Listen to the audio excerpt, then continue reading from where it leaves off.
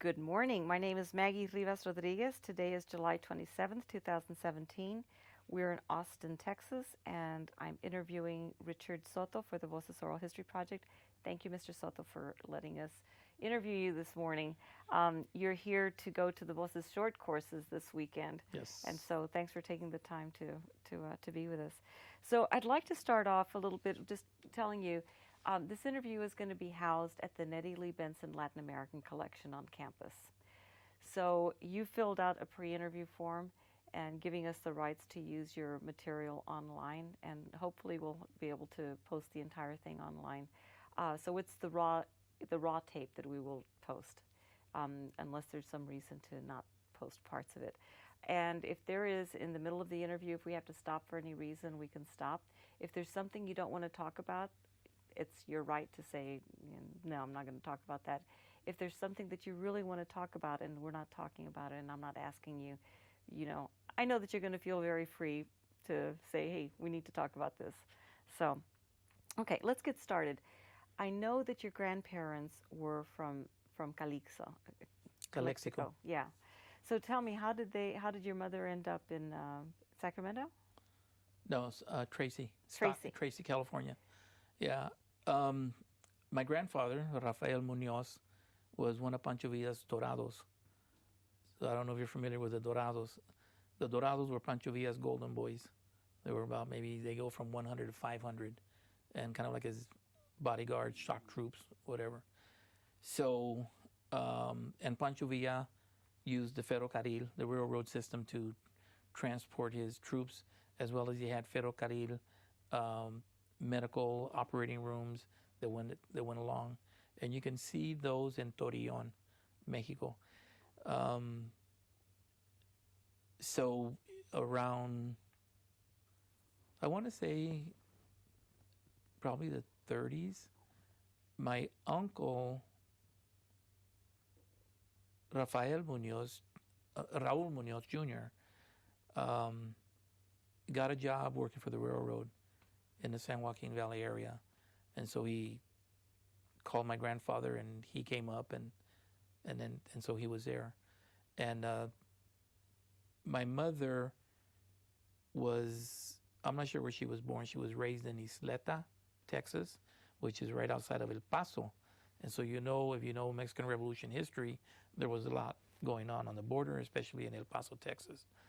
So they all came, and the whole family settled in Tracy on Taft Avenue. Wait, your grandfather was from Calexico? No, I'm sorry. My father's family was from Calexico. Okay. I guess I just jumped from my father to my mother. Okay. Yeah. My father was from Calexico, and there was an older man there, and he came to Tracy, and he became a labor contractor during World War II with the braceros, and the whole thing that was going on. And Tracy was a prime agricultural, a lot of tomatoes, a lot of vegetables. And my father came with him, and the only thing that I know is that my father had a gun permit because he carried large sums of money. He had a money box, so I'm assuming that he was the guy who paid everybody for working. And he worked for Toming Farming Company there in Tracy. How do you spell that? Actually. How do you spell that? Thoming. Yeah. And what kind of crops are those? Tomatoes, corn, everything. So your parents met somehow. Yeah. In Tracy? Yeah, and I don't know how. I know that. So people don't think I didn't care about my parents. My dad was killed when I was 3, and with his death, no one on his side of the family bothered to come and to see us. So all that was gone. And then my mother remarried about 10 years later. And so anything dealing with my father just kind of like was gone. My father is buried in Tracy, and he's a couple of rows down from where I'll be buried. So I'll get to reconnect with him. But so that's how my mother got there. So my father, I'm trying to think of what the guy's name was, because it was really interesting that I ended up being his granddaughter's counselor in high school. Grandinetti. Their name was Grandinetti, Mexican Grandinetti. Okay. So he was the labor contractor, and my father was working for him with the Tomine Ranch and paying the workers. So they got married. They had 4 children. No, they got married. They had 5 children. 5 children. Okay. They had 5 children. When my father was killed, my mother had a 3-year-old, a 2-year-old, and of course the adorable twins. And she was 6 to 7 months pregnant. And you're one of the adorable twins. Of course. And the twins are the oldest ones? No. No. Okay. So. No. Okay. I had 2 older sisters. I see. Yeah. And then my younger sister, who never saw her father, was born later. So I ended up having 3 sisters. Yeah. How did your mother provide for your family? We went on welfare. And a couple of interesting things is that the city of Tracy and the government build government housing, which they call the projects now throughout California. And also on the south side of town, because we lived on the other side of the tracks, they built a new elementary school, South School. So we were the first family to attend. We were the last family to attend the old South School. We were the first family to attend the new South School, and we were the first family in the housing projects. And so my mother, with the money that she got from, welfare and Social Security, was able to provide for us. And, my mother did a super job, For Christmas, we always had at least one new toy. The rest of them were donated by the fire department. They collect the broken toys. And I remember I always thought cars had 3 wheels. And I got in a fight with a kid because I told him his car was broken. He had 4.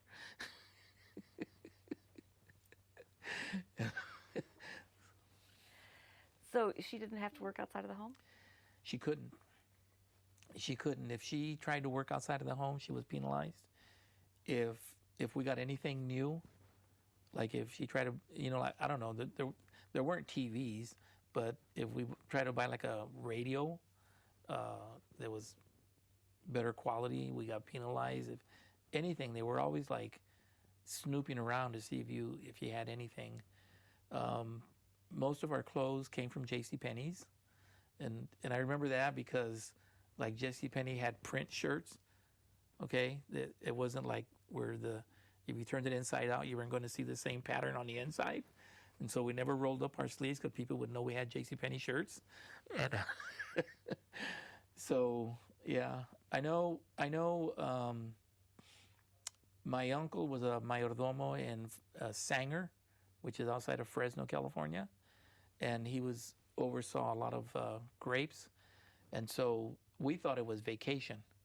We were the only ones in the housing projects went on vacation. But actually what happened is we went to live at my uncle's home, and unbeknownst to the government, my mother would go out and cut grapes. So they would lay in between the rows of grapes, they would lay newspapers. And then the workers would go along and they would cut the grapes and lay them on the newspapers. They would dry, and that's how they made raisins. And so my mother was doing that while we were terrorizing my uncle's house. Yeah. So that must have affected you later on, affected your way of thinking about welfare and about single parents. Can we cuss? Of course.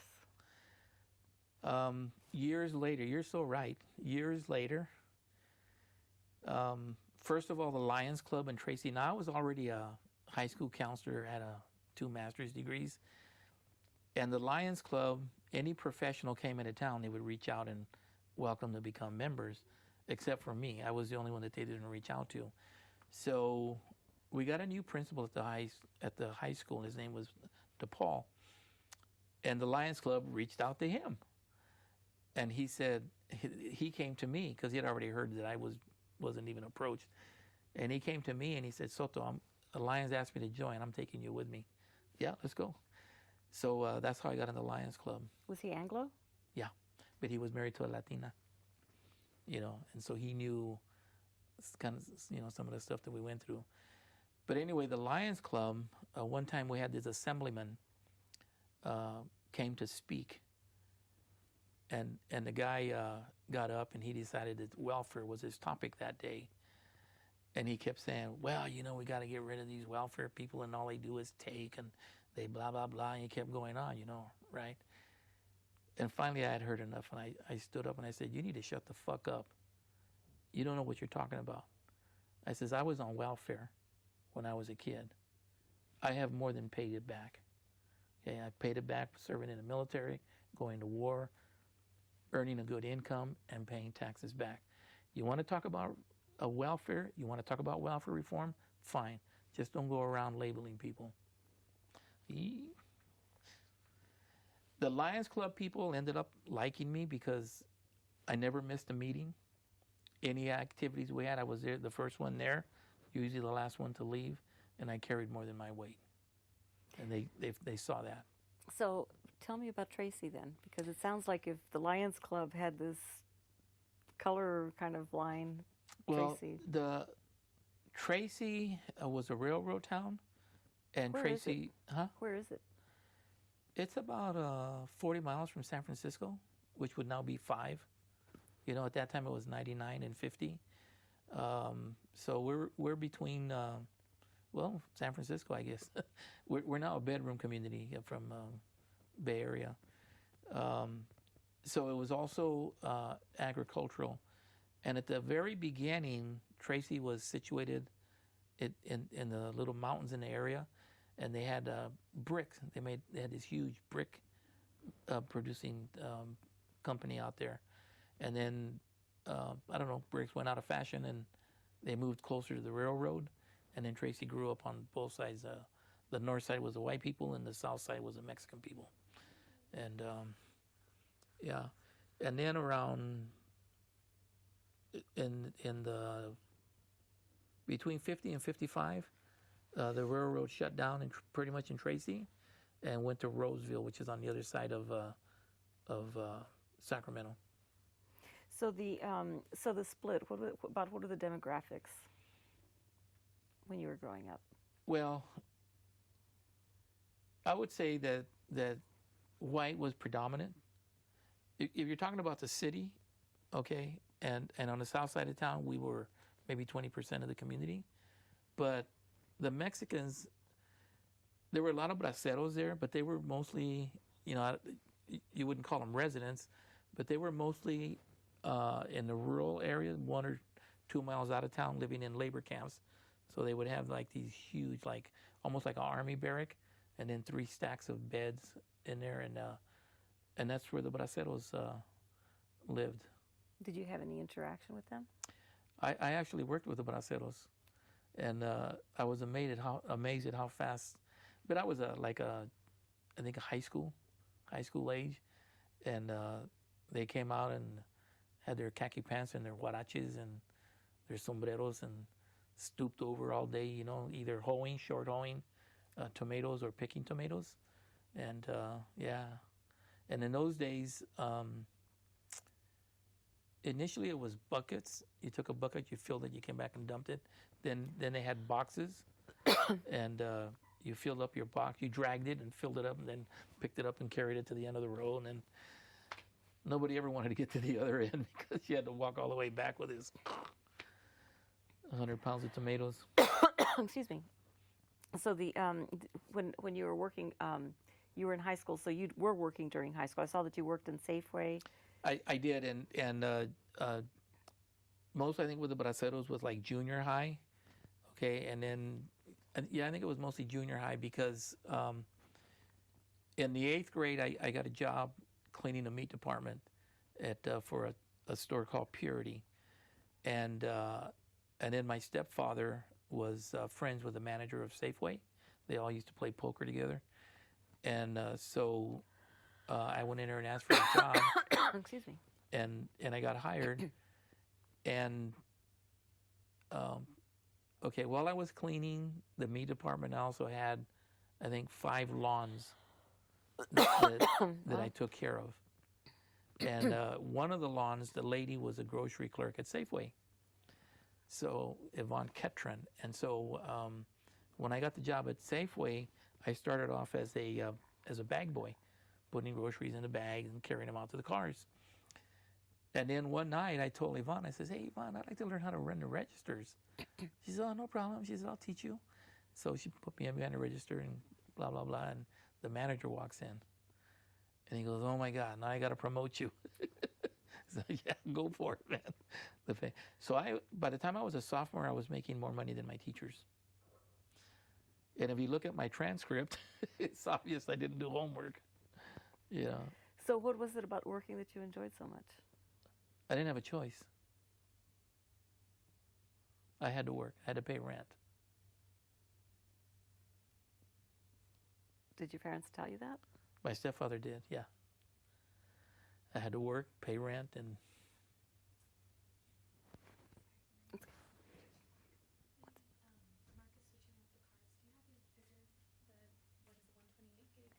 I put all the cards that I had, that I got.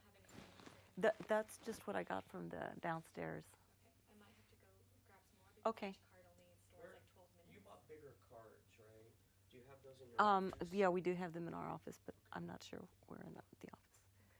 So that's the only size they had downstairs? Yeah, and they're Okay. too small for what you want to do. Okay. So we're recording again. You guys can keep going. You got about 12 minutes Okay. on this next card. Okay. Right over the office and see if you can find them. Okay. You guys can keep Would it be in going. your Okay. office, Margaret? No. It would be in the Voces too, and it would be where Martin's stuff is. If you run into problems, call Martin and tell him, because he'll probably be downstairs in KUT. Okay, sounds Okay. All right. I'll stay in here tomorrow. Okay, thank you. So do we keep on going? Yes. Okay. you can. so I was told I had to work. And so before I went to work for Safeway, I did lawns, I babysat, and in the summer worked out in the fields. So yeah, I started working real young. So how much did you have to pay? I was paying $50 a month, but you got to remember that's 1950s wages. So you ran away from home when you were 14 years old. I was about a freshman year, yeah. Where did you go? I went with a friend of mine was Mac Adami and Macario and Nea Adami, his mom and dad. And we were friends, and I just started staying there, and not going home, and nobody really asked where I was. So I stayed there. And then I had to come home one time because they went on vacation. And Macario, the father, Senor Adame, he says, I can't take you without permission. And we couldn't find my family, so I didn't get to go. That was a real, tragic day for me. So what did your mother say about all this? Nothing. Did you ever talk to your mom about this? No. She knew, that, because I remember one time he was going to work, and he said, bye, and I said, don't come back. He came back. I think she knew that there were things happening that maybe weren't positive, the happy family, and it was best. So then when I was in high school, there was Mac Jr. and I kind of there was another thing that happened. In 1962, I was in a wreck, and it killed 4 kids. And I was working for Safeway, and it was on Sunday. And the craziest thing of all, it was April 1st. And Mac came and he said, hey, Soto, he says, I'm going to go riding around with Elaine and with Janie.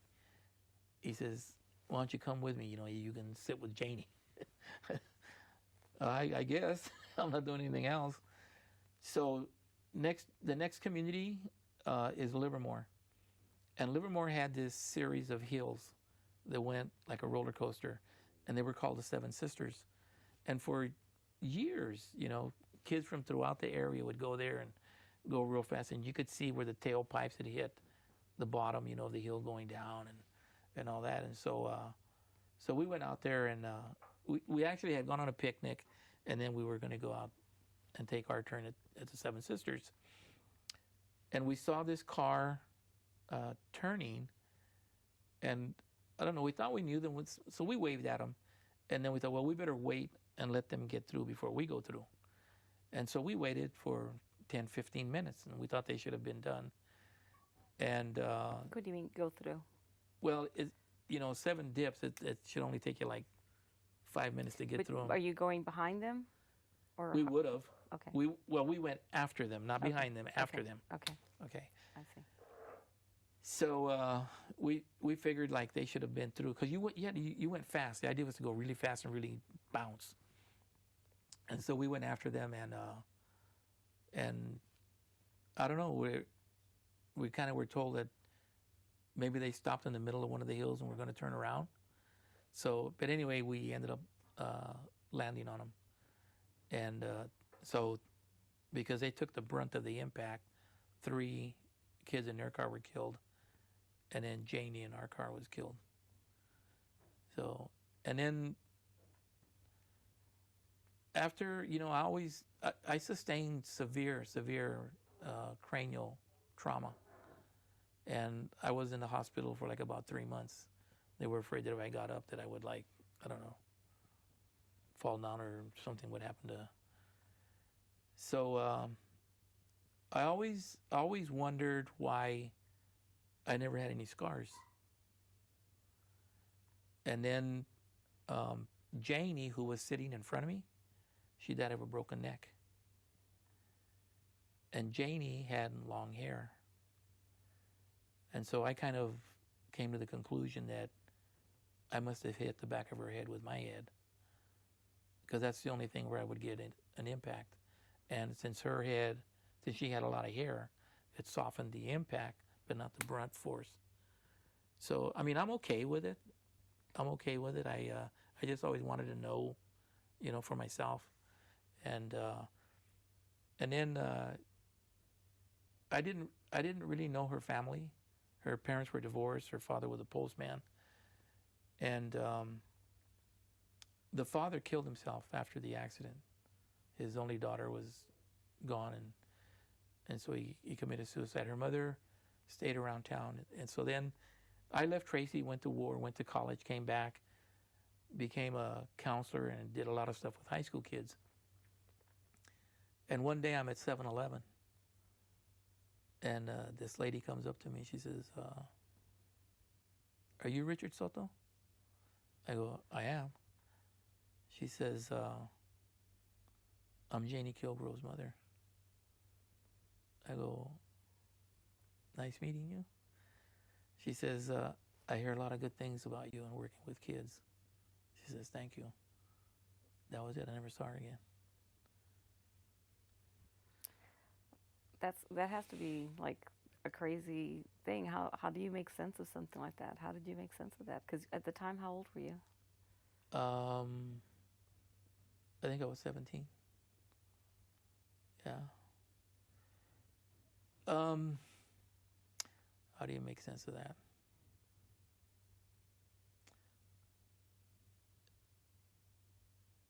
I had already been through having lost my father, even at 3. I mean, how do you, you think about that? And then my grandmother passed away. She was real close to us. And I don't know, it's just a tragedy. It wasn't anything anybody planned. I don't think we were being too crazy. It was something everybody did. It just happened. I did go back like 30, 40 years later. And this is interesting. I think things happen for a reason. So anyway, I went back to make peace. And I took a vela, a candle, and I took some flowers. And I found more or less where the accident had taken place. And I put the candle up there and the flowers around them. and there was a car parked to the side of the road, and kept looking at me. And I'm thinking, this is a big brother, one of those girls, and he's gonna kick my ass. So I just sat there for a while, and just talked to him, and put my little altar there, and then I said, you know what, I'm gonna find out what this dude's up to, man, because if he wants to get it on, let's get it on. So I went over to the car and I says, what's up, man? What are you doing? Well, it comes to this guy was depressed. Had nothing to do with the accident. He had found he went up there to commit suicide. Okay. And as we were talking, he was asking me what I was doing there, and I told him about the wreck. He says, "Oh yeah, you guys were all drunk." I says, "No, I don't know who told you that, but that's a bunch of lies. There was no substance of any kind involved in that accident." So then he started telling me about his life, and he was all depressed and wanted to kill himself. And so I talked to him for about an hour, and he left. So Matt was driving, I take it. no, Elaine was. Elaine was driving Janie's mother's '56 Pontiac. So what happened with Elaine? Elaine got really messed up. She physically in the accident because she got the steering wheel in her sternum. She got the brake handle. They used to have the emergency brake handle on the left. In her knee. She got her pelvis broken. She was in a full body cast for about 6 months. And because of her condition, they didn't tell her about Janie. Her and Janie were friends. And they told me not to say anything because Elaine would always come to my room and want to be with somebody. We didn't see Max. Max went back, tried to be like a big hero and said a bunch of lies about, said that I wanted to run from the scene, and I don't know. So Elaine actually ended up marrying my cousin, my cousin Tito. And that lasted for a few years, and then they divorced, and then he died. And she came a police reserve. And when I moved to Stockton, she lived right around the corner from me, but we never talked again. We never really talked. When we were in high school, she was a year ahead of me. She took me to prom. I think the only time I went to prom. Yeah. That was it. And Max I never saw again. And he had been one of your good buddies? Yeah. I mean, I saw him because he was a year behind me in school. I saw him a couple of times. But I mean, after we graduated and after I moved on. No. So what was high school like in Tracy, California? It was typical white Mexican school. The white kids were supposed to go on to college, the Mexicans weren't. And a lot of our friends, dropped out early and went to work in the fields or some defense depot or Heinz or Holly Sugar or something. I really didn't know any Mexicans that went to college. And when I went, it was like, wow, you went to college? The interesting thing to me, though, was that in 60 to 63, we ruled all of the sports. For some reason, we were down for sports. I was the one to beat in the mile for our area. My brother and his friends, Ramon Navarro and they're Alfred Navarro and Rudy Blanco, and they were the ones to beat in wrestling. So Nick Eddy was football. He got a scholarship to Notre Dame. I think the only place we didn't excel was basketball. They didn't have a Chaparrito league then. But yeah, for pretty much everything else. So when you say that the Mexican kids weren't expected to go to college, did anybody say anything? What made you kind of come to that conclusion that they weren't expected to go to college?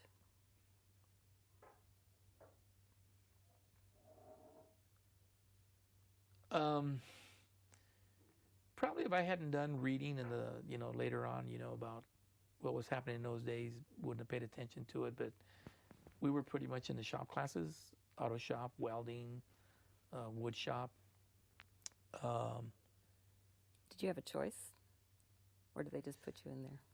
I don't. There's one. I always read.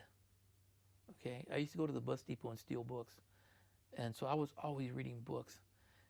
And my brother and I, when we were in junior high, there was a reading contest. The library had a reading contest, and it was readers are leaders, and they gave you three, a bronze, a silver, and a gold medal.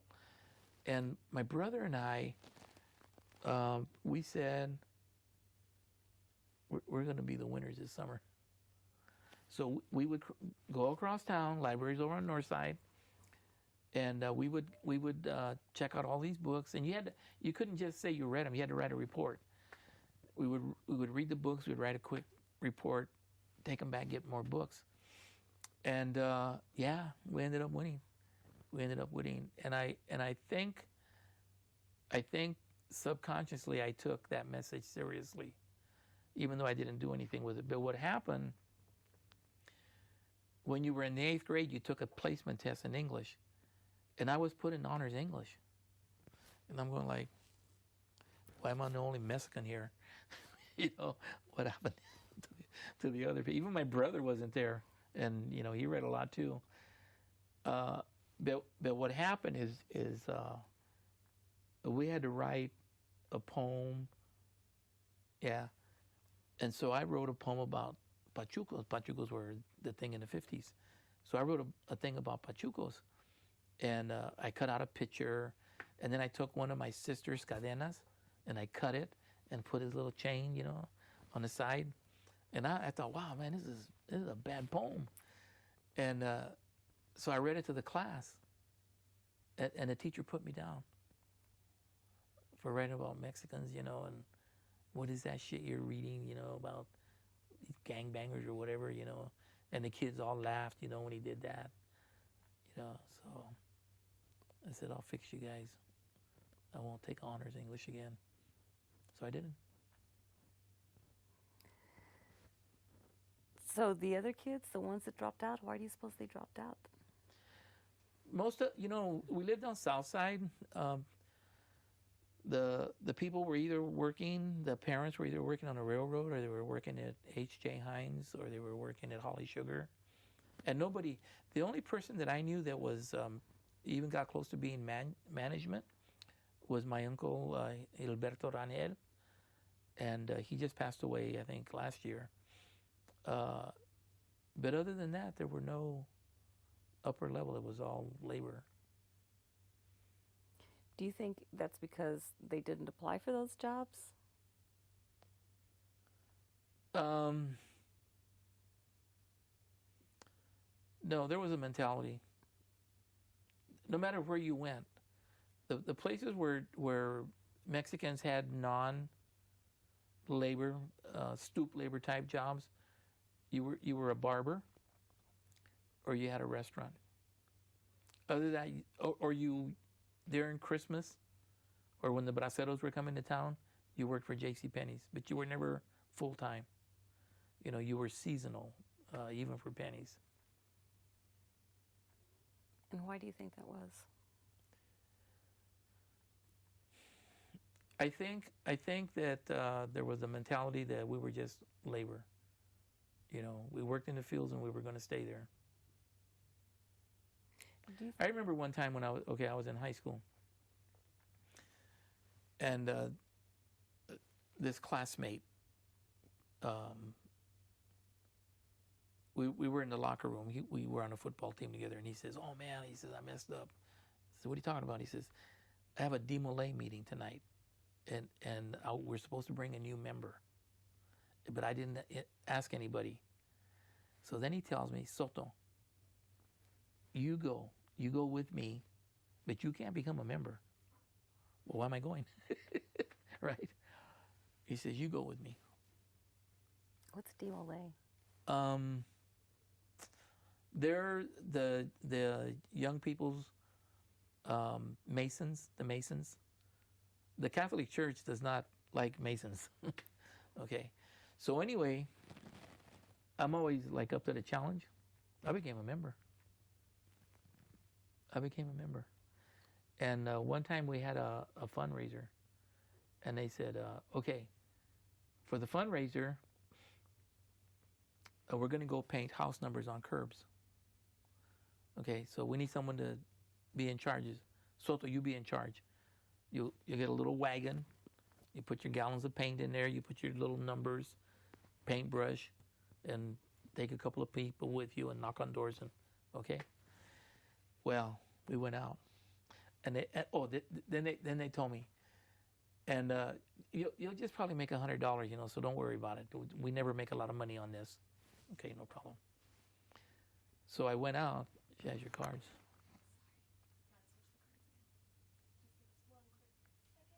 Okay.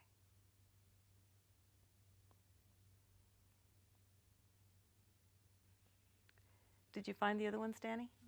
And I've been trying to get in contact with Martin, but he was at KUT and then stepped out. Okay. Do you have his? Yeah, it's on my phone. Okay. If you just, it's my password is Mags. Yeah. Now you know everything about me. Don't look at the pictures. They'll be very boring. There's a bunch of documents. When my son died, they took his cell phone. And his girlfriend says, I got to get that cell phone back. I says, were you making movies? So at the funeral, right? So at the funeral, just to make fun of her, I says, I want to thank so and so, and I want to thank Lupe, the movie star. she looks at me, and everybody goes, movie star? When did you become a movie star? Yeah.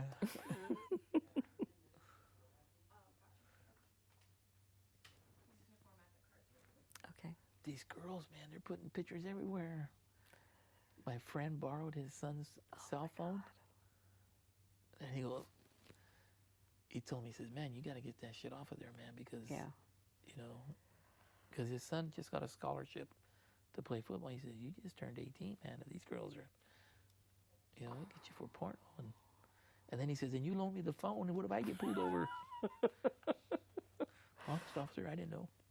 Oh, my God. It's a whole different world out there. When I was working at West High, girls were taking his cell phone and taking pictures of other girls in the shower and giving them to guys. Oh, man, that's bad. Yeah, well, like... Wow. So sudden.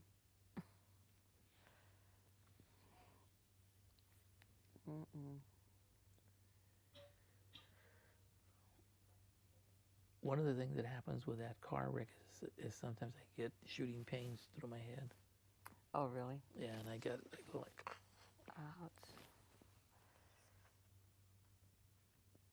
We had, when the little town in South Texas that I grew up in, the big thing for the boy, because it was about 2.5 hours from the border.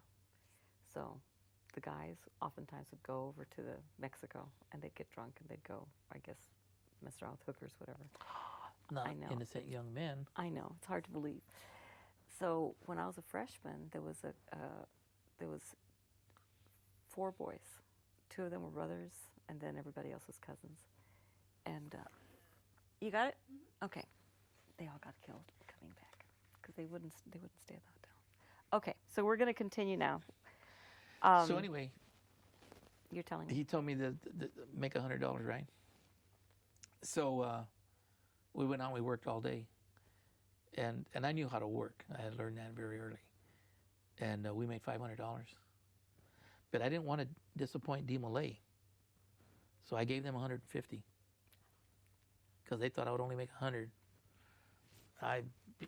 Their expectations, I went way above them.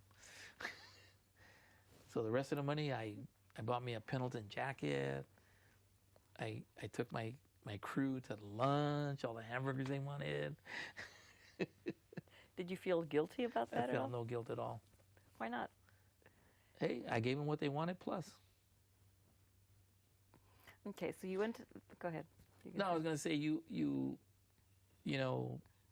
talk about poverty and that I must have learned some things, and I learned how to work, and when I work, and I do a good job.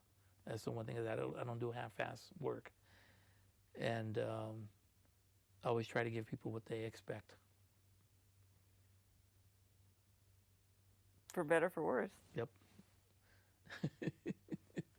So I don't want to disappoint them. So you graduated from high school in what year? 63. And then what happened? I was still working for Safeway, and I had planned to work for Safeway, and I started the local community college, and but I really wasn't into. I guess I really wasn't into schooling, and so I just walked out, which came back to bite me in the butt later, because I didn't check out or anything. So my F sat there. So two of my friends, one of them, when I quit staying at Mac's house, I went over to the Laval, and Marion Laval, I knew her from Safeway. She was a real nice lady, and her son was in my class, but she says, "Yeah, you can come and stay at our house." So I went over to. I just started staying at her house. They put a little cot in the bedroom, and I slept on my little cot. Went to work, went to school, and cleaned the kitchen, and helped out around the house. So at the end of the senior year, John Lavelle, their son, and another friend of mine, Gary Stewart. John wanted to get away from home. Gary thought a girl got him in trouble, so they wanted to leave town. I had a car. They wanted to ride to Stockton, neighboring town, where you took the placement test for the military. And so we get over there, and they go, "Come on, Soto, you're smarter than us. Why don't you come on in and take the test, and we'll see who gets the best score," right?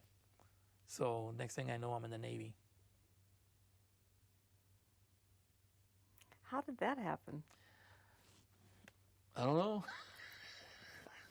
I don't know. Peer pressure. I don't know. And maybe I wanted to change. I don't know.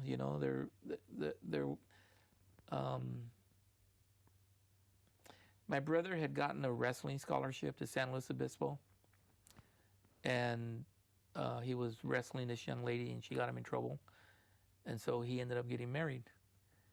And so, he was going nowhere. Nobody was going anywhere, and I don't know. I really don't know how I got in the military. I just know that I was in the military. Let me go back real quick, because Okay. I did want to ask you about being a twin, Okay. because you were identical twins. Yes. How would that play out? Were you all in the same class all the time? Did you used to No, play? and I didn't like it. I didn't like being compared. Okay. My brother was good at wrestling. I was good at the mile. Okay, running. He did his thing. And in junior high, we just kind of separated. And he went his way and I went mine. In our adult life, when I came home from the service, he got on a motorcycle and went to Virginia and spent the rest of his life there, and that's where he died.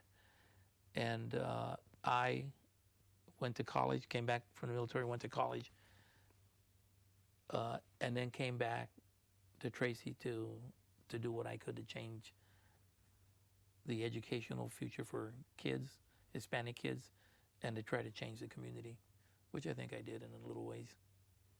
So you and your brother weren't that close? No, we. My brother had some mannerisms about him that were really irritating to me, and he would come out, and I thought we were going to spend some time together, and no, it was kind of like he was into himself, you know, and I'm going like, dude, you know, I mean, like, why am I even bothering visiting you? Like, I went out to Virginia one time, and it was New Year's, and he wanted menudo. Okay, I make good menudo. He said, hey, man, make me a olla menudo for my party. Okay. Well, hell, I had to go to like 3 cities just to get enough of the components because they don't know menudo back there, you know, just to make, and tortillas in a can? Come on.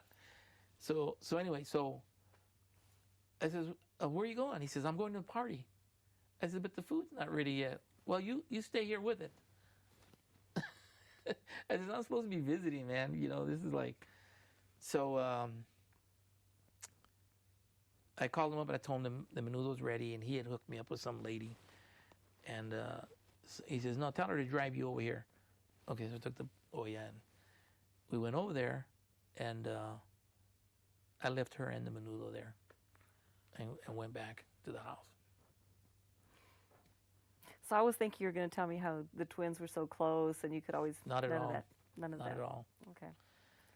So let me ask you this. I never hated my brother, you know. I never, but I, like, from that experience, I told his girlfriend, I says, you know what, I'm not coming out here again. There's no reason for me to come out here. And he had his own little grocery store. I said, there's no reason for me to come out here and just spend a week laying on the couch because he's never going to do anything, you know, or spend time with me. He worked long hours, and he'd come home and he'd sit down, have a bottle of wine, and nice visit, David. So let me say, because you, it sounds like you had a lot of Anglo friends in high school. Yeah, because after the 6th grade, when my mother married, we moved out of the housing projects and moved to the north side of town. And so, matter of fact, the first day we went to this predominantly white junior high, my brother beat up the tough guy on campus. And so we were always like walking home carefully, thinking he's going to recruit his friends, you know. And then, yeah, so our friends from Southside, I mean, we didn't hang out together anymore. And plus we were working, you know, full time, so it wasn't like we had a lot of time to fool around. But we didn't hang out. We knew people, and they liked us. You know, the people we grew up with, they're in Pelon and all these. They all still knew us. And then, like I said, we were in those years. We were the Laras, Blancos. We had the sports, but when we got out of school, they walked south. We walked north. Okay. So the man that your mother married was Anglo. Yeah, the Scotch-Irish guy. Yeah. So how did that change? How would you thought of yourself, or how you? Because now you're going to a white school. Yeah. Well, except that everybody went to the same junior high and everybody went to the same high school. Oh, I see. Okay. Okay. So at the junior high, that's where I had like my one fight. It was with a white guy because said something. And then the teachers were kind of like discriminatory. We were always getting paddled for, you know, I mean, angelic kids, why are you getting paddled?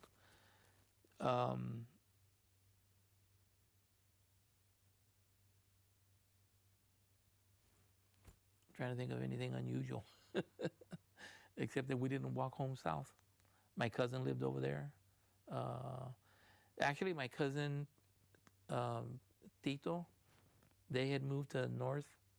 They were like one of the first families, Mexican families, moved on the north side of town, and that was the uncle that I told you was management over at Holly Sugar. So yeah, we then started making a lot of white friends. Well, somewhat. We couldn't date white girls. Okay, we didn't really go to white houses, but we knew each other in school. So okay, so now let's go back. You're in the Navy. You go in, you take your placement test, and all of a sudden you find yourself in the Navy. Yeah. So where do you go from there? I went to boot camp, and they asked me what I wanted to be. I said, well, I don't know. What's available? And I said, what do I qualify for? And they said, well, you qualify for almost anything. You scored really high. I said, okay. So he started reading off the list, and he got to nurse. And remember, just 2 years before, I had been in that wreck. Says, I'll take medical. So I took nursing. And so I, out of boot camp in San Diego, I went in home on leave, I think, for a day, and then or a couple of days. And then I went back to Balboa Naval Hospital in San Diego, and I started my nursing training. And so I became a nurse. And when I completed that, they sent me to Oak Knoll Naval Hospital, and I worked on a geriatric ward. And as much as I sympathized with the old people, I was bored. I was hella bored. There was, like no challenge. You take CPRs, you change diapers, but there was really no challenge there. So after like almost a year, I told them, I says, hey, can I work in surgery? And they go, well, that's more training. And we still haven't got our use out of you for the last one. So if you want to work in surgery, you have to sign up for 2 more years. And I told them no. I says, I don't even like the time I've been in the military now. Why would I sign up for more? So I told him, I said, okay, listen, you give me the training, you send me wherever you want. I won't complain. Okay. So I was there at Oak Knoll Naval Hospital, and I just switched departments, and I started doing surgical. So the surgical training in those days was a lot of just hands-on.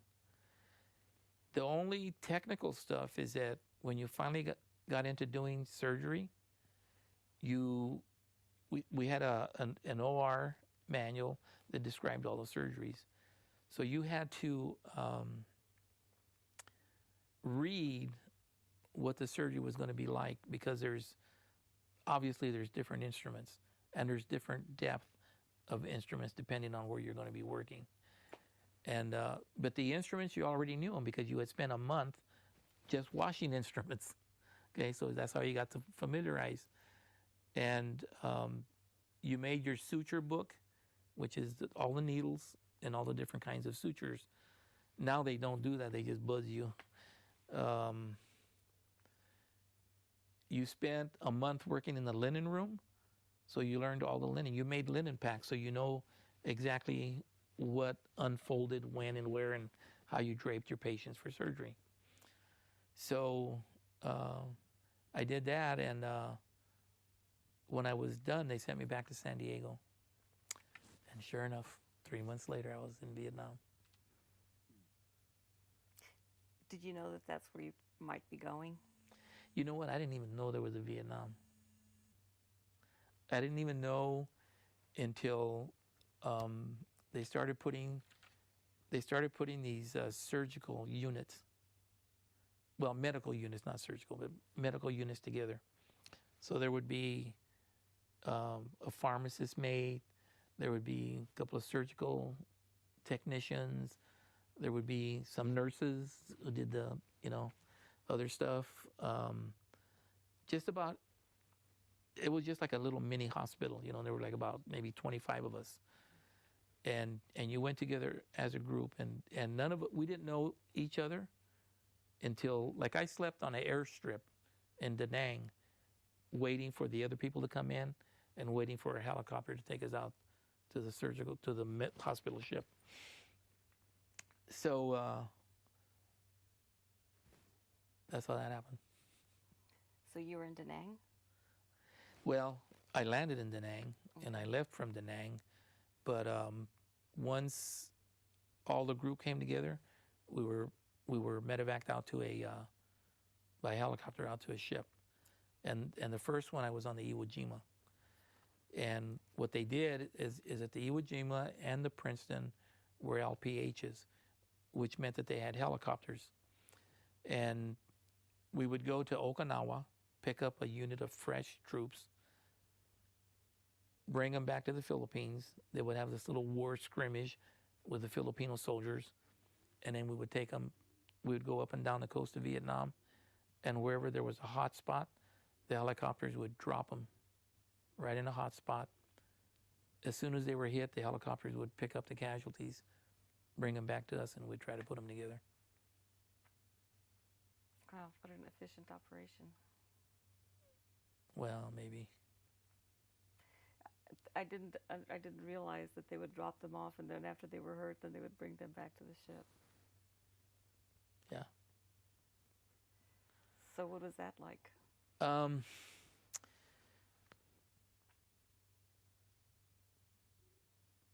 It was hectic. Okay. One, we didn't have enough supplies. Okay. Two, we probably needed more staff, because, come on, we had like 2 little operating rooms, not much bigger than this little area we're in right here. Which is about what size would you say? I don't know, 20 by 15. So it was just big enough to have your OR table, and then have your little equipment around there. You had your anesthesiologist, you had 2 doctors, and then you had your scrub nurse, and then you had your circulating nurse. And that was it, and the patient. So when And you might have another patient, because I remember I was hella naive. So the first medevac coming in, I went into the OR, and there was a gurney, an elevated gurney, and there was a young man laying on it with his head all bandaged up. But by then, it was all bloody gauze. And there was a metal bucket, waste bucket, beneath his head. And all I could hear for like the next couple of hours was drip, drip, drip. So I went over there and I started unbandaging his head, and I had some hemostats with me. And I thought, well, maybe I can clamp off the bleeders. What's a hemostat? It's a little like scissors, but they're just flat on the end, and you clamp off bleeders. I don't know if they use those anymore. Now they use like electrical probes, and they just zap them to stop the bleeding. But I started unwrapping, and the doctor said, "Leave him alone." I said, "But he's going to die." He says, "That's right. We can't do anything for him. Let him die."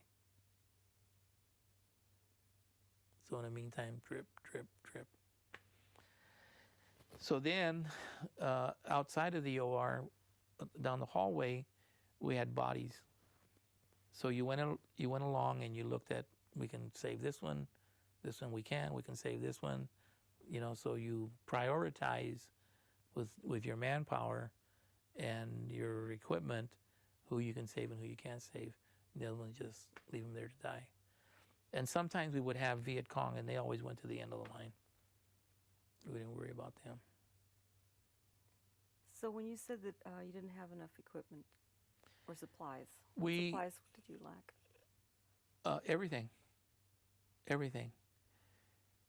If you read Valor and Discord by Eddie Morin, he describes Operation Hastings, and there were so many casualties that came in out of Operation Hastings that we literally ran out of everything.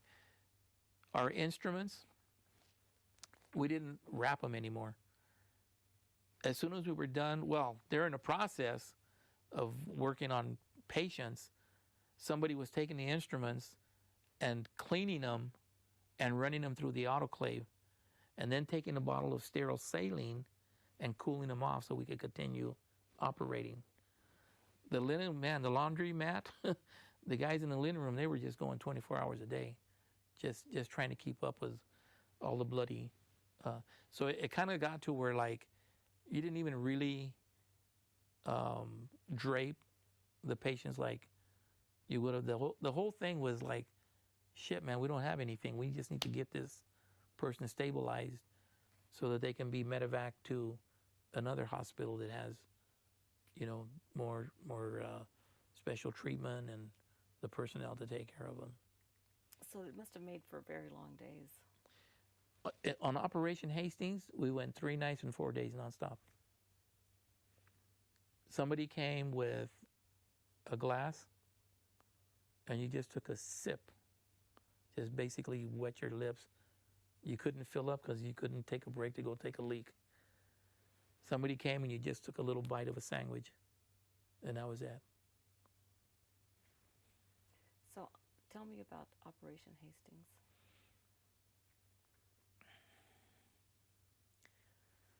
Operation Hastings, there were like, I want to say like 20,000.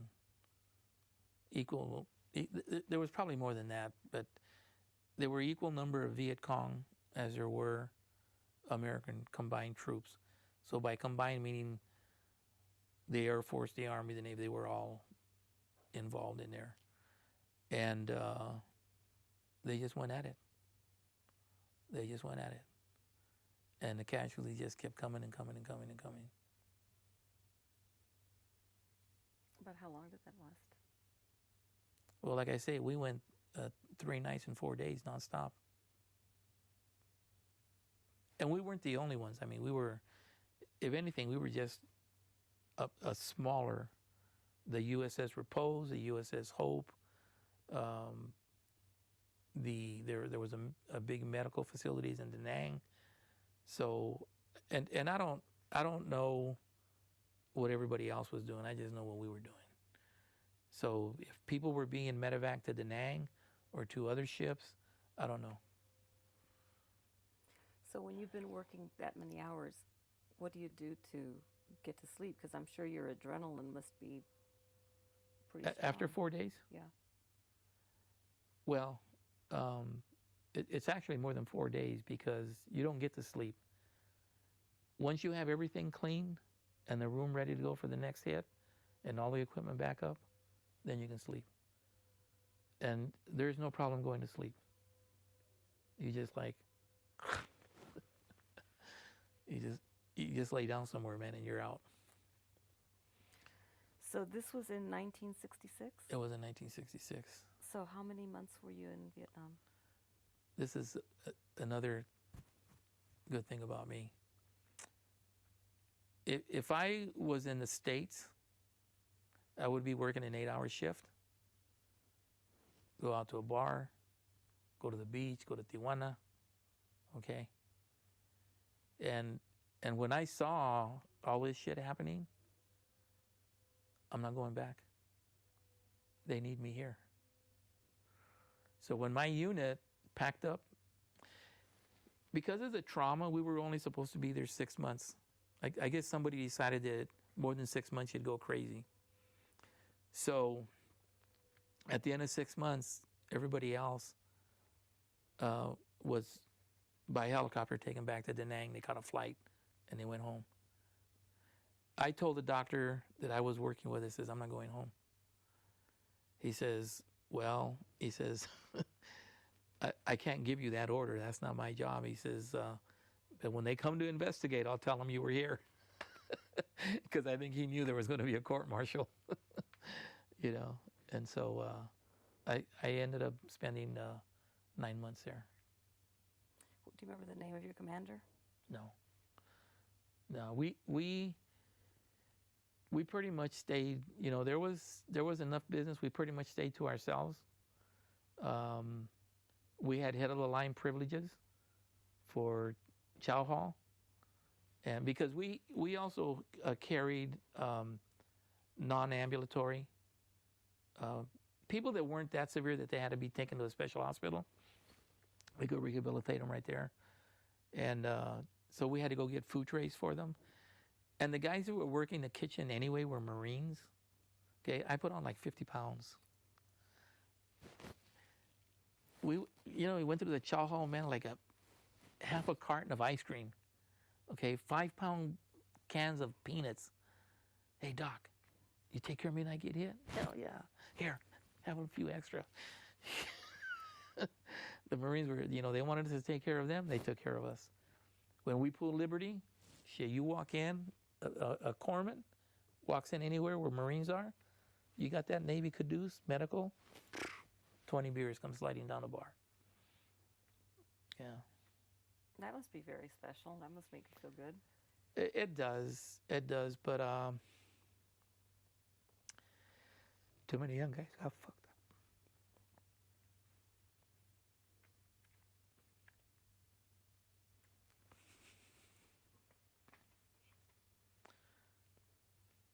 And it's not pretty. I hear these young guys, oh yeah, I'm gonna be a Marine, I'm gonna go to war, I'm gonna be a sniper, I'm gonna be that. You don't know what the fuck you're talking about, man. You don't know.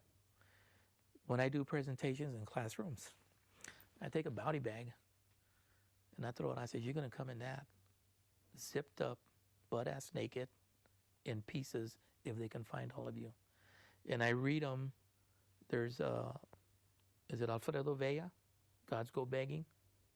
He has a passage in there, very vivid, very vivid. I read him that, and I tell him, yeah, he'll come in pieces. When you get home, the government will seal your casket. Your parents cannot even get into it. Nobody can open it.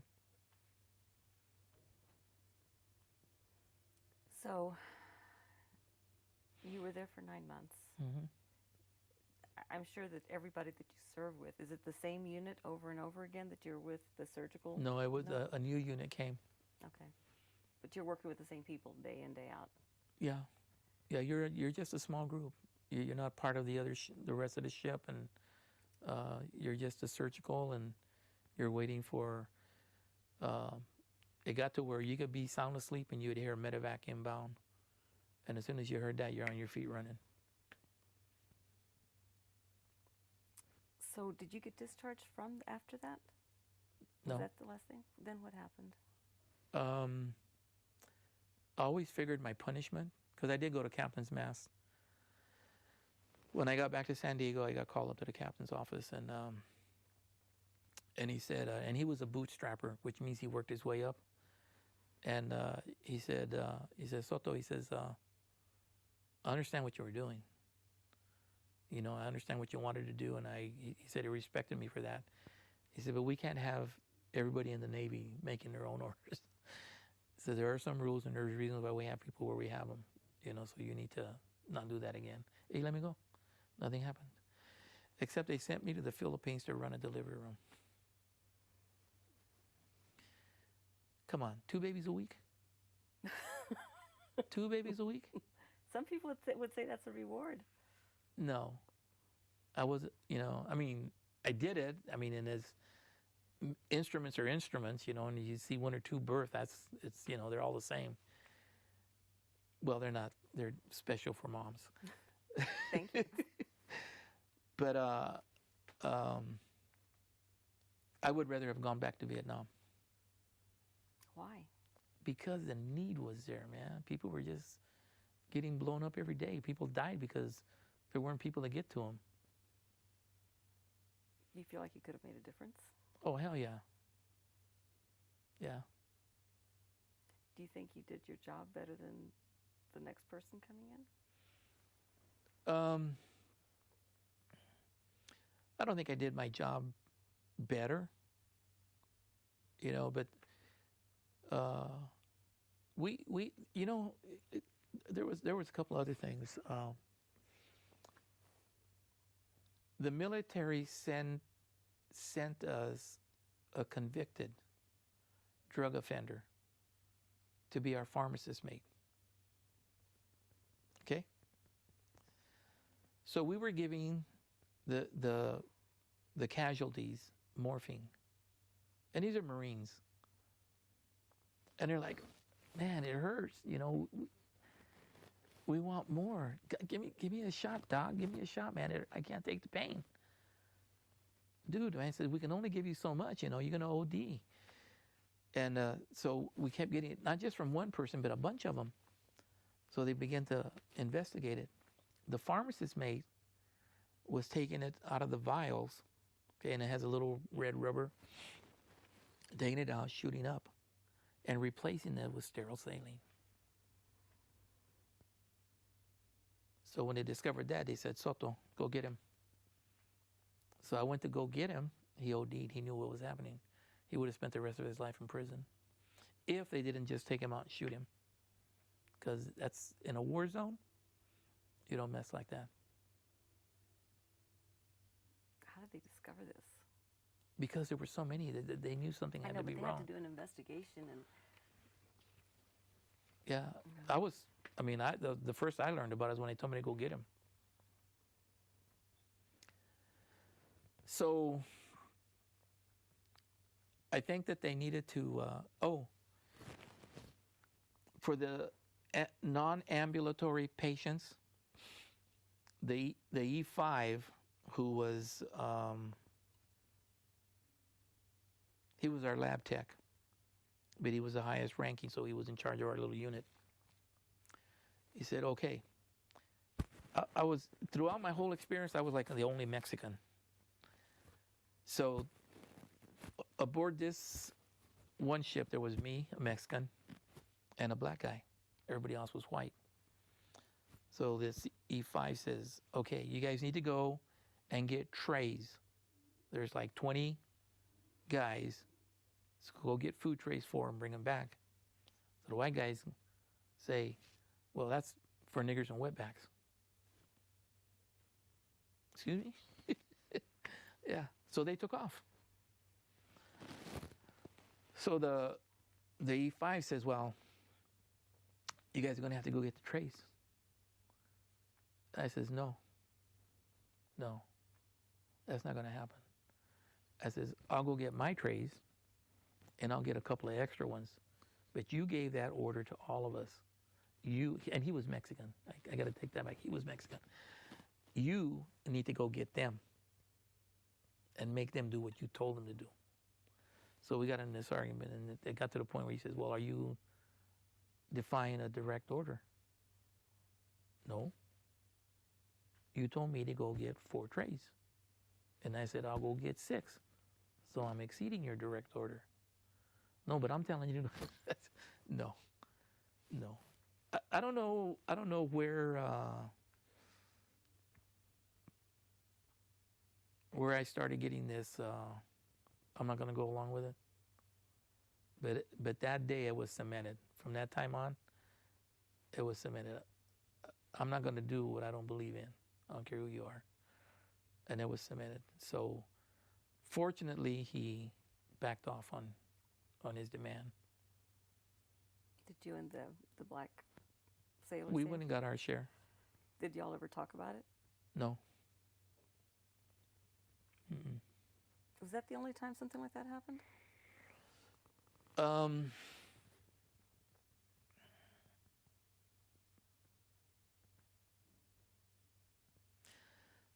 That was, like when I got my orders to go to Vietnam, I went out and so this is out in civilian life. So I went out and I was going to get me some beer. And it was right next to the hospital. This was in San Diego. And the guy wouldn't sell me beer. And there was a policeman in there. So I says, this is my driver's license and this is my military card. Duh. Birthday's the same. I'm over 21. And I even went to the policeman. I said, well, he doesn't have to sell you anything. Then I used to hitchhike from San Diego to Los Angeles. And I was walking through town, people say, hey, Mexican, you're in the wrong side of town. Or, I used to hear it. But actually in the military, other than that one, and sometimes in the barracks, and people would say something, but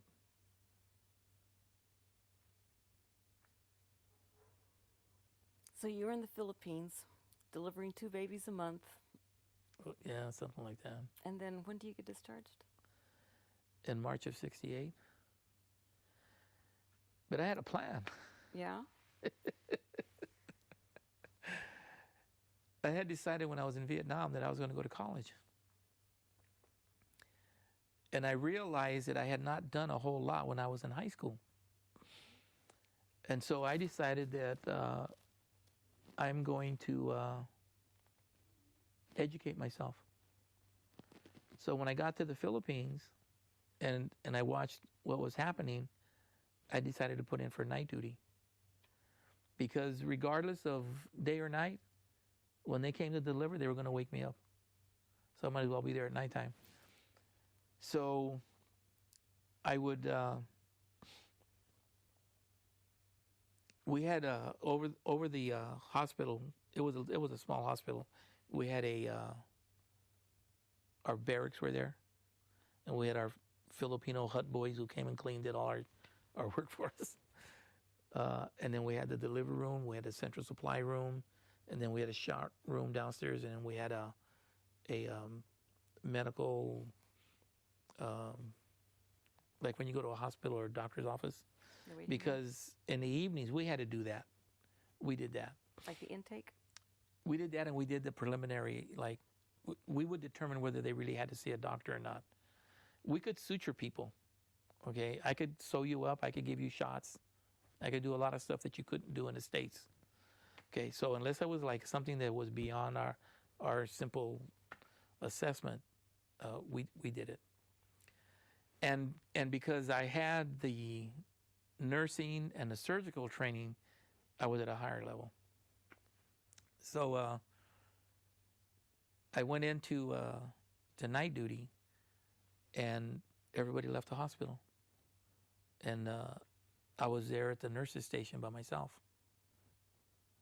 Was my stack of books and the topic I was studying at that time. And my dictionary. And I just studied all night for 2 years. And what were those topics? A lot of English, a lot of history. It says basic math. I took a basic math course. Science. I had pretty much lost my Spanish when my grandmother died. And so I was teaching myself Spanish. And some science. I was trying to get more into the physiology and anatomy. And so one quick question. Your grandmother, how old were you when she died? I was like in the 6th grade. So And this is your mother's mother? Yes. And she lived with y'all? No. She had her own house, but we would go and spend a lot of time. She didn't live too far from us, so we would go and spend a lot of time with my grandmother. Okay. In Calexico? No, that's okay, my father's. Oh, I see. My father's I family's see. in Calexico. Okay, I see. Your mother- My mother's family came from Isleta to Tracy. okay, from so lived in Texas. Tracy. Okay. Mhm. So what made you decide that you wanted to go to college? I think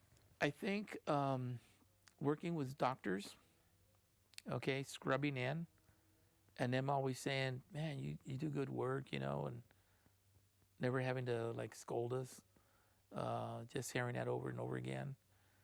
And originally I thought I was going to go pre-med, okay, and matter of fact, when I went to junior college, I still had that in mind, that I was going to go pre-med, but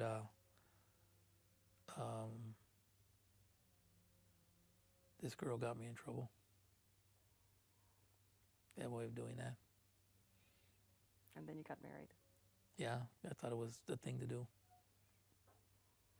So this was not you This were was in the Philippines. Oh, you were in the Philippines. Yeah, she was a dependent daughter. Oh, She was okay. Irish. Okay. And I had gotten in trouble. I mean, like me, the guy that could not let something go. That's why I'm reading Benavides, man. I feel so much like him. Somebody said something, and I said something back, and so I got punished, and they sent me down to the shot room. And so when I went down there, it was a mess. So I said, there's got to be a better system, so I organized. So anyway, so I totally redid the whole shot room and had everybody come in and updating them on their shots. But next door was this dependent girl. She had just graduated from high school, got in a fight with her mother. Her father was the exchange manager. She came to live with him. And so to keep her busy, she came to work in the X-ray lab, X-ray room, and which was next door to the shot room. And so I got to meet her. Okay. So y'all met, and then you ended up getting married. Mhm. So she must have been about 18 years old. 19. 19, and you were in your early 20s. Yeah, So you got discharged after that, or I did. and then you came back to the States, I did. and the two of you you're still married. Right. And so you just had the one child? With her, Okay. yes, So that marriage lasted. about 3 years. Okay. Okay. So we don't necessarily have to go through your relationships if you don't want to, but I think it's important to talk about what you did when you got back and you started college. So you were Yeah. now, you'd been studying, you're ready to take on Well, the world? I got an early discharge Why? because I found out that you can get out a few months early if college was going to start. So I asked. I mean, I was like hella focused and on track and everything. Aside from having saved lives, I thought I had wasted 4 years of my life. That when I came back, I always like people were 4 years ahead of me, people my age. So I came back. I got my job back with Safeway, and I went to work for them, and I started Delta College. And at that time, the Chicano movement had started, and they were having some demonstrations on campus, and I listened and I agreed with them, and I started getting involved with them. But my involvement was limited by the fact that I had to work. The one positive thing that I had is I didn't mind speaking, whereas some of the other ones, like, they didn't want to. In the group, they could voice their concerns, but to go out and talk, they couldn't do that. So I started speaking, and on the weekends especially, I'd go out and they'd have a rally or something, and I'd be up there protesting. And we did a lot of stuff with the UFW. We United Farm Workers. We picketed my own store, Safeway. Were you on the picket line? Yeah. So you walked the picket line? You Yeah, crossed the and picket my line? boss, he was he says, Soto, you're crazy. I says, yep, but I'm only going to be here 2 years and I'm leaving.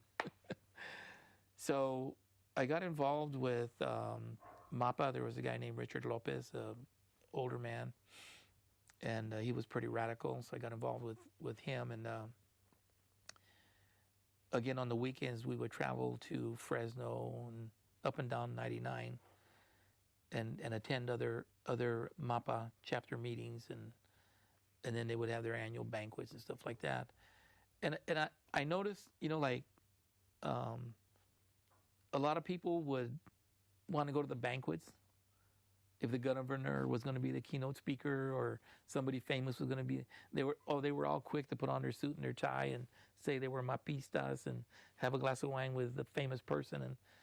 But when you got back to town, they weren't the ones that were there doing any of the political work, And so I learned that real quick. MAPA stands for Mexican American Political Association. Okay. Yeah. So the student group.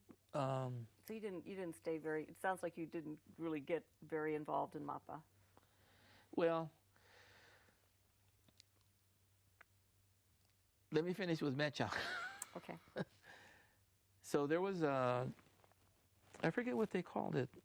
There was a Mexican student group on campus, and I had gotten discharged and had just arrived, and Gilbert Samara, a guy I went to high school with, he got discharged from the Air Force, and he just arrived, and so we decided to go together to this meeting. And so we did, and because we were a little older and a little more seasoned, right, with these little chavalillos, we right away put some structure to it and timelines and who's in charge and who's got to do what. And so we started moving. There was this other group called Dos Centavos, which was a Filipino-Mexican group. And they didn't like what we were doing. They thought we were moving in on their space. So one day we're there, man, and these guys come marching in, and they stand up against the wall, and they're telling us they don't like what we're doing. We said, well, sorry about that, man. It says, this is what we're doing. You guys do your thing. We won't get in your way, but this is what we're going to do. So there was this other guy named Ponce Reese, and he had officially, I guess, been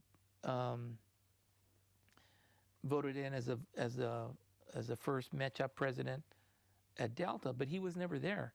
He was off chasing the girls, you know, because he se creía muy chingón, you know, and so he had all these little chavalillas after him. And so I called the meeting. He didn't show up. So we conducted business, and then next week we had another meeting. He didn't show up. So I said, you know what, I'm president. And so about a couple of months later, Ponce shows up. He says, what are you doing? He says, I'm president of Mecha. I says, no, not anymore. I'm the president of Mecha. You can be a member, sit if you want to, but no, you're not the president, and you won't be president. So at the same time, we ran a slate for student government. And I think Ponce ran for president, Gilbert ran for vice president. I ran for director of student affairs, which if students got into some kind of trouble, that it came before the student group. And we decided what was going to happen with that person. So of all the people that ran, I was the only one that won. And so I got into student government and got to work with the dean and did that. So towards the end of my second year, the college gets a call from Sac State. And they say, we have this Mexican student program. We're recruiting students, and we'll pay all their expenses to come to Sac State. They said, well, do you have any like radical, crazy Mexicans there? Oh, we got one. Please take him. So I went to Sacramento, and I got my upper division, got my BA paid for, and because I started late, right? I had money left over, so I got my teaching credential, and then I got a master's degree, and all paid for out of this program. So you didn't use the GI Bill? I did. I started my GI Bill in my junior year. And so what then happened is that as soon as I got accepted to Sac State, I quit. I didn't go to work again. Okay, with my GI Bill, with my stipend from the Mexican American Education Project, I was taken care of. And then I got divorced, and so I was on my own. So what was it about Mecha? What did y'all do that made you feel like it was a worthwhile organization?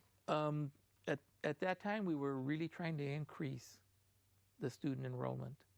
And we were trying to make sure that the students, once they got to the campus, that they stayed there. And so I worked with the Black Panthers. We got together, and we went together and kicked down doors. And one of the things that we wanted was a Mecha gathering, a Mecha office room, whatever. And then we got the students to recycle their books. Don't sell them back because you get like 1/5 of the actual cost. Just leave them here, and the next person can borrow them. And then we created our own little things that like EOP did later once they got going. Tutoring for the students there. And then if they had, a lot of the kids saw me as like an older person. Well, I was. They were right. And they would come for help, from me, which got me in trouble with a Spanish class. And the guy, he says, you're late to class again.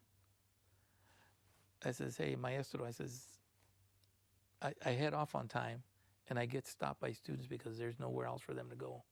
What am I going to do? You want me to tell the kids to kiss off? I says, I'm here and I'm doing my work. He says, well, I want you to write 500 times I will not be late to class. Right? So he gives me a paper and a pencil, and I start writing. And I'm thinking like, nah, I'm not going to do that. So I wrote, fuck you. And I gave him the paper and I walked out. I ran into that teacher about 5 years later. And he says, Soto, he says, I messed up, man. He says, I messed up real bad. I shouldn't have done that to you. I knew what you were doing, and I knew that the kids had no other people that they trusted and they could talk to. Anyway, so we made up. And we had youth conferences. I got to introduce Luis Valdez and the video I Am Joaquin when it first came out. And we would, what I did is that I'd say, like, what school did you go to? I went to Edison. Okay, you and you and you guys are going to Edison. That's your school. The teachers know you. The principal knows you. Everybody knows you. You go over there and you get those kids to come over here. So in San Joaquin de Alta College has about 5 communities that feed into it. So we planted people in all those communities. And then they had started a pilot program of using student counselors. And so they selected me to go back to Tracy and be like a counselor and talk with the Chicano students there. So I did that. So then I went to Sacramento. I lived there for a year with my wife and my son. And then we broke up and she went back with her dad.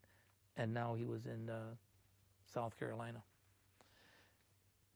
If I had known that I could have put boundaries, I would have, because I ended up losing my son. When she was single, because I would send her extra money. To me, it wasn't a thing about the court says I have to pay this much. To me, is what does my son need? And I'll send it. And so until she hooked it up with somebody else, I always got cards. I got pictures from my son. He was going through school. And but when she hooked it up with somebody else, that all ended. She wouldn't send. And so I quit paying child support. So I go to court. And the judge says, well, Mr. Soto, what do you have to say for yourself? And I told him, see this divorce here, judge?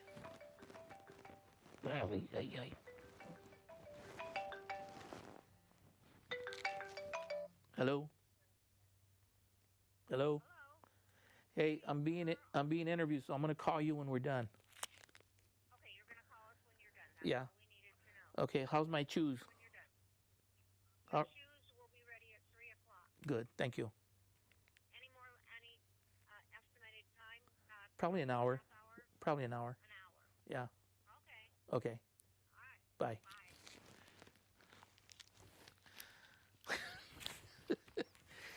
People. You need to meet Sally. You'll like Sally. Ah, que la chingada.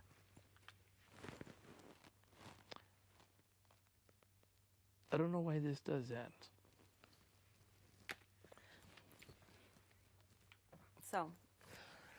So you Mecha. so you were with the judge and you showed. Oh the judge. yeah. So I tell him, look right here. It says I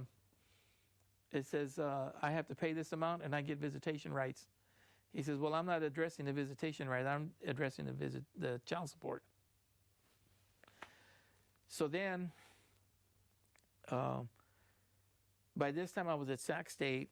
I had gotten a job as administrative assistant to the National Education Task Force at La Raza, which was a nationwide, I don't know if you ever heard of them. It was a nationwide Father Cano or Carro, or whatever his name was, and Steve Arvizu, Solomon from UCLA. These were all PhDs from around the country, and they broke it up into regions. So I had to cover California, Oregon, Washington, Idaho, and Nevada. So I'm going to college, right? And every Friday I'm flying out, troubleshooting in all these different communities. So I get a call because I'm flying to Washington D.C. and I get a call that they wanted to talk to me, and if I wanted to spend the night with my son. He says, well, hell yeah, I want to spend the night with my son. In your house? Yeah, we sleep in his room. Okay. So I go over there and I meet her husband. I guess it was her husband then. And everybody's being real friendly. And then I go up and I spend the night with my son, and we come down for breakfast. And they go, we want to adopt him. And I'm going, but I knew I was on a losing end anyway. Okay. So I says, okay. I'll let you adopt him, but you don't change his last name. He will always be a Soto. Okay. So they adopted him. And at that time, I really wasn't seeing him. My twin brother lived in Virginia. Several times when he was coming out west, he would pick up my son and bring him with him. But even that stopped because they just didn't want him to have anything to do with me. So, end of story. So, this organization that you were talking about, that you're flying all over the place, was this a nonprofit? Was it associated with any other organization or what? No, it was a nonprofit. They got money and they operated out of universities. They got money from who? The federal government. Oh, I see. Okay. And what they did is that they attempted to link the federal government and Department of Education and stuff like that. And then they would go hotspots. We're major cities, primarily major cities in each one of our areas, and the Office of Civil Rights, and they would put on conferences to educate the people of, number one, what the laws were, and then they would bring in experts in their own area about what they could do in their community to make social changes. And so I did that for, God, I'm thinking like about 4 or 5 years. So was this a full-time job? For me, was I full-time? I think I was part-time. What is the name of the organization again? National Education Task Force de la Raza. Okay. Yeah, we were probably the first ones that got. Remember they did that Mexican American Education Study Series. Okay, there was like 7 little pamphlets. There were probably the most comprehensive reports that were done. So we got those and we disseminated them. So what are the biggest issues that people needed to be educated about? I think education was a real big one. In what terms? Access to higher education.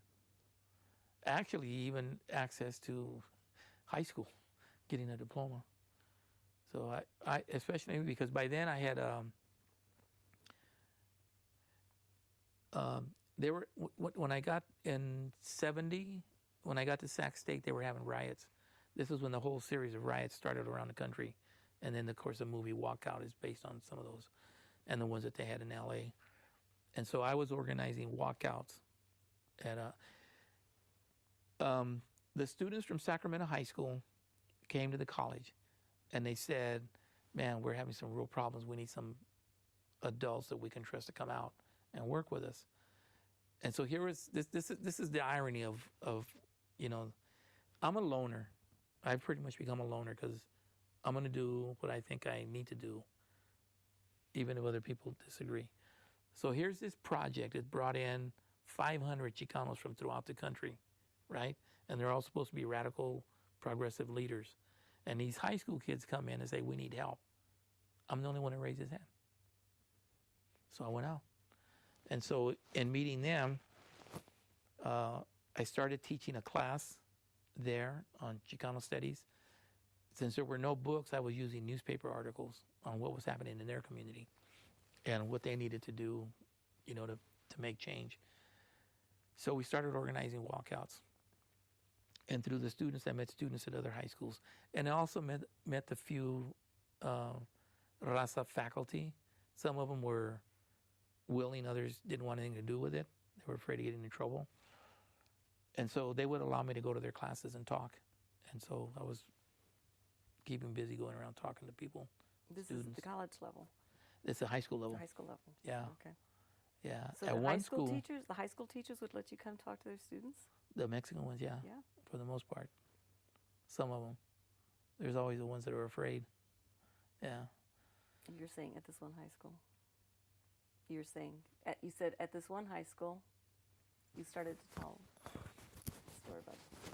Well, that's where my base was Sacramento High. Okay. And that's where I was teaching a class. And then, Had you graduated by now? No. Oh, you're still at school.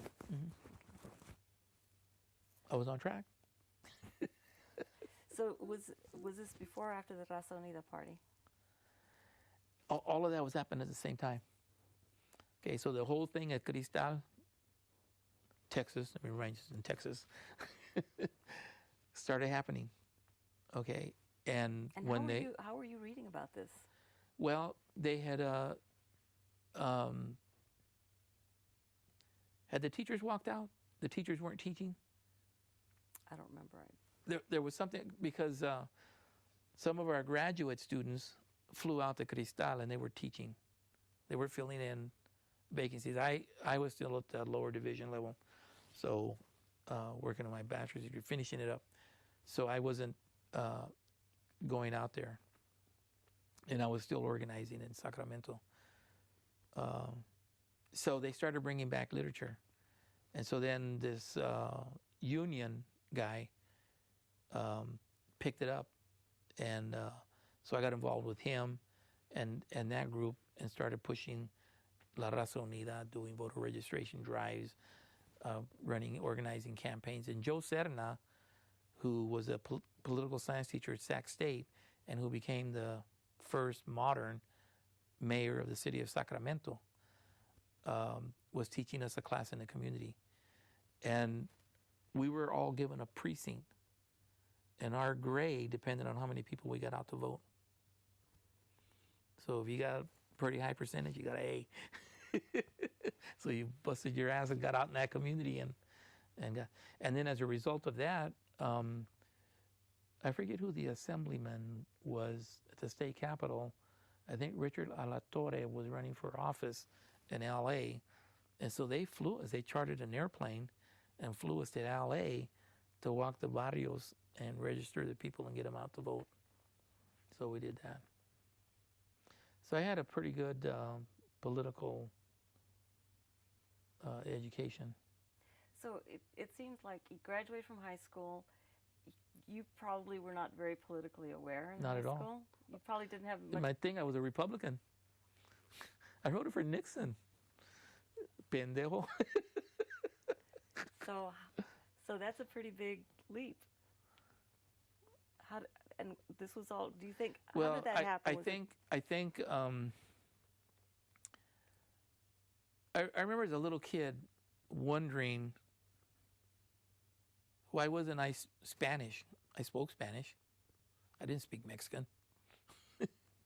You know, and other than the few things I learned from my grandparents about Mexico, I really didn't know Mexico. So how come I wasn't Spaniard, you know? And plus, my sisters were French because they didn't want to be Mexicans. That was the atmosphere, you know? And so I think very early I had seen and experienced mentally the discrimination. And so I remember one time I liked this little girl, and she was Presbyterian. And so I started going to her church. And they had they went to a camp, and I went with them. And accidentally, I broke a window on a door. Somebody, I don't know what happened, but the window broke. And this white lady, man, she just like went off. She just like went off, man. I could have killed her. And I have so many of those little mental pictures of people being really stupid, you know. And do you think as you started reading more about it started to... I didn't read about it. What were you going to read? There was nothing to read. There was no Ruben Salazar then, you know. He was still doing the Mexico and covering the war in Vietnam. It wasn't until much later they got politicized. So my politicalization started in 1969 when El Plan de Santa Barbara was written. You familiar with that? Okay. But go ahead, because not everybody who listens to this. Okay, well, Mecha, the Chicano, the few Chicano and graduate students at the universities and state colleges and people that were met at the University of Santa Barbara in California. and they were there for like a weekend, or if not more. And they talked about all these issues, and they put together this document, keeping with the Mexican tradition of El Plan de Santa Barbara. And then through the university system, they were to come back to their respective geographical area and disseminate the Plan de Santa Barbara to people at the state colleges and at the community colleges.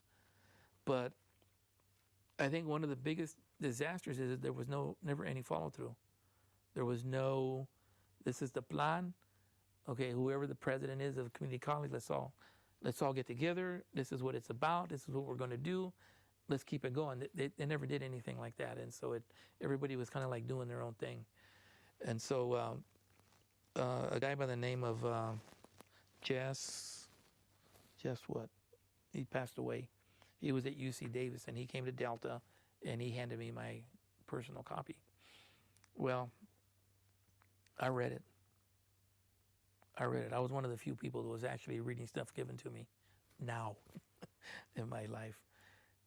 I read that thing inside out, you know. And the interesting thing is that I had run across Profile of Man and Culture in Mexico by Samuel Ramos. Okay, you familiar with that? Let's Mexicanize Mexico. Let's Chicanoize Aztlan. So I wrote a report using both of them. And so that was how I was going to do things. And so anyway, that was my political, it was Mecha, and then with MAPA. And I think at that time period, I don't know if it was a school board member from LA, somebody was going to run for office, and they were mobilizing the troops out all over. And so I started driving around with this guy named Chris Martinez. Chris Martinez was from New Mexico, but he came to Delta when they recruited someone to organize some kind of Chicanos, get these little Mexicans in shape, you know, and put them in their place. Except that Chris was a little radical.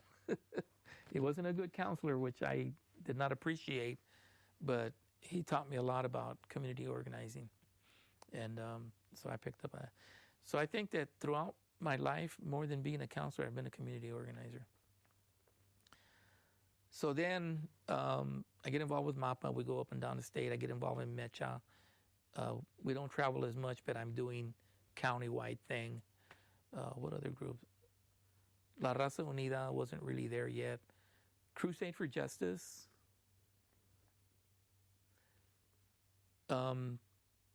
We had Corky Gonzalez's film, and Luis Valdez came and talked about it and showed it there in Stockton. And Corky Gonzalez had his Crusade for Justice conference where the Young Lords from Chicago came out, and they actually made peace with another Puerto Rican gang right there in Denver, Colorado. And so I went to that and listened to people talking. My stepfather, probably one good piece of advice, he had told me, don't get out there and just talk shit. He said, I don't agree with anything you're doing. Yeah, he said, I don't agree with anything that you're doing, but that's you. But if you're going to go out there and you're going to start opening your mouth, make sure you know what you're saying. So I did. I started reading everything. I started digesting it. I started doing statistical analysis, more in terms of, because I was really, since I was working in a high school, I was really into the disproportion of teachers versus students. So my thing has always been parity. If we're 50% students, we should be 50% teachers. Okay, so I started pushing that in Stockton, then in Sacramento, and then in San Francisco. So in what way do you think that all of these efforts were successful?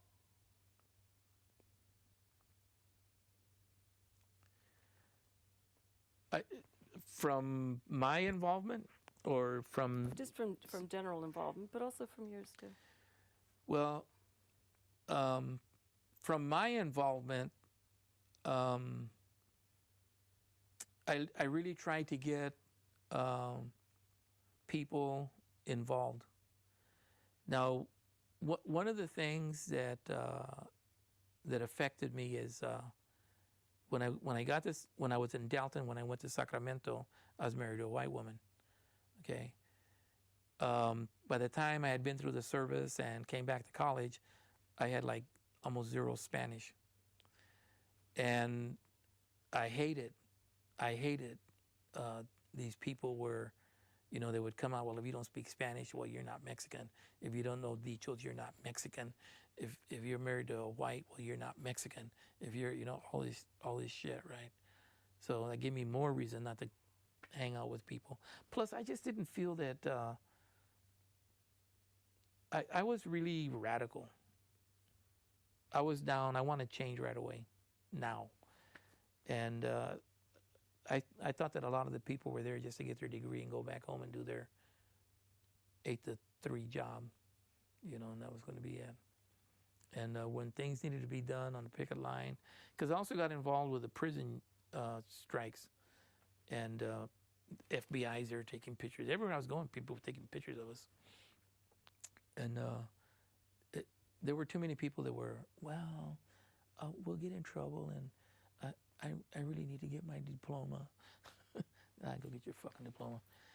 So do you think they should have just been more bold? Why do you suppose they were more timid than you were? maybe they hadn't been through war.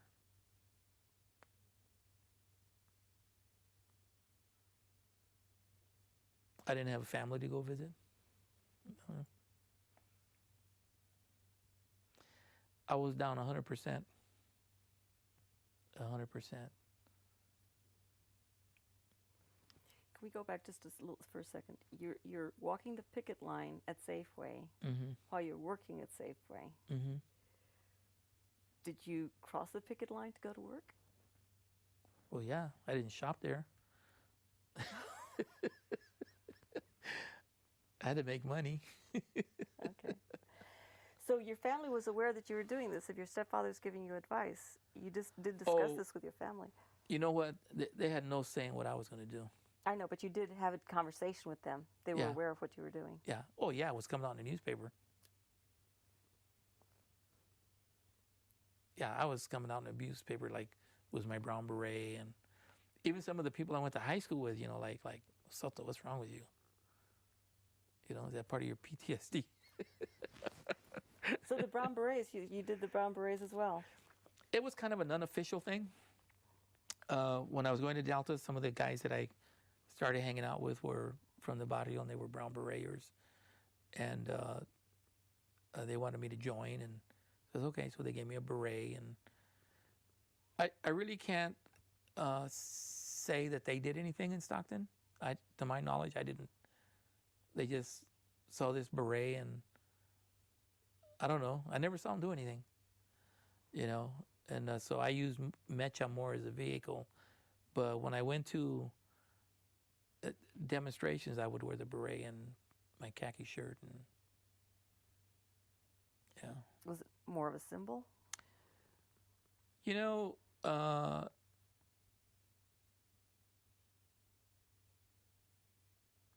think there was like at one of the moratoriums, okay, and Los Angeles and David Sanchez were a little more organized, but there was a scuffle that developed between a photographer. There were white people taking pictures and the Chicanos, and the Chicanos just saw the cameras, wanted to steal the cameras, and so several times, you know, like people would run up to me and say, "Hey, man, you know, you're a beret, man. Can you deal with this?" Oh yeah, I can make decisions. So I got these white people their cameras back, and I told the people, I said, you know what, we're struggling for rights and to be treated, you know, like human beings, and we should practice that. You know, that wasn't your camera. You shouldn't be messing with that guy's camera. They're documenting what's going on today. You know, you take the camera, you break the lenses, you rip out the film. What do we have? Nothing. Yeah. So you believe that the media was important in what ways? The media was extremely important to get the information out. This is what's happening. These are the people that are willing to stand up for our rights. These are the people that are not. You know, you just need to be aware. Since, I think when I came home, I was at Sac State and there was a sociology class and there was a guy, I think his name was Gonzalez, and he taught a class and he used newspapers. We were responsible to get an article and bring it in and analyze it. And man, I loved it. When I started teaching classes, my students at Tracy and West High School wanted me to teach Chicano history classes. So I went to the local adult school and I offered to teach these classes and said, yeah, no problem. And high school students could take the classes for credit, for extra credit, if they were behind concurrent enrollment. So I started teaching those classes. And one of the things that I required was a newspaper article. And I told the kids, I said, listen, if we read a book, it's an old book. Okay, that's history. If we read the newspaper, it's shit that's happening right now. And we're being educated and we can do something about it. You can see when city council's meeting, you can see when school board meeting, you can see all kinds of stuff. So there was a guy out of San Jose.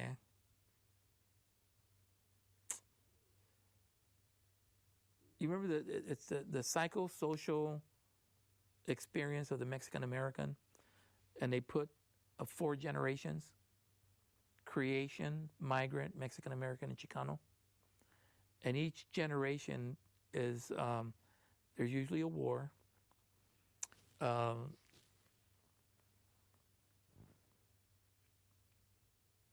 Well, language dominance depending on what time period.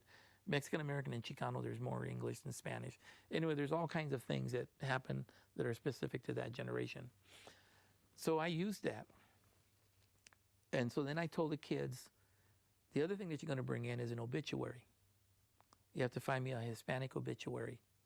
And you have to tell me what generation that person came from. And second, now that you've taken my class, you have to tell me what social political events this person might have experienced in their lifetime. And then you're going to go home and interview your parents. You know, were they pachucos? Were they zoot suiters? Were they farm workers?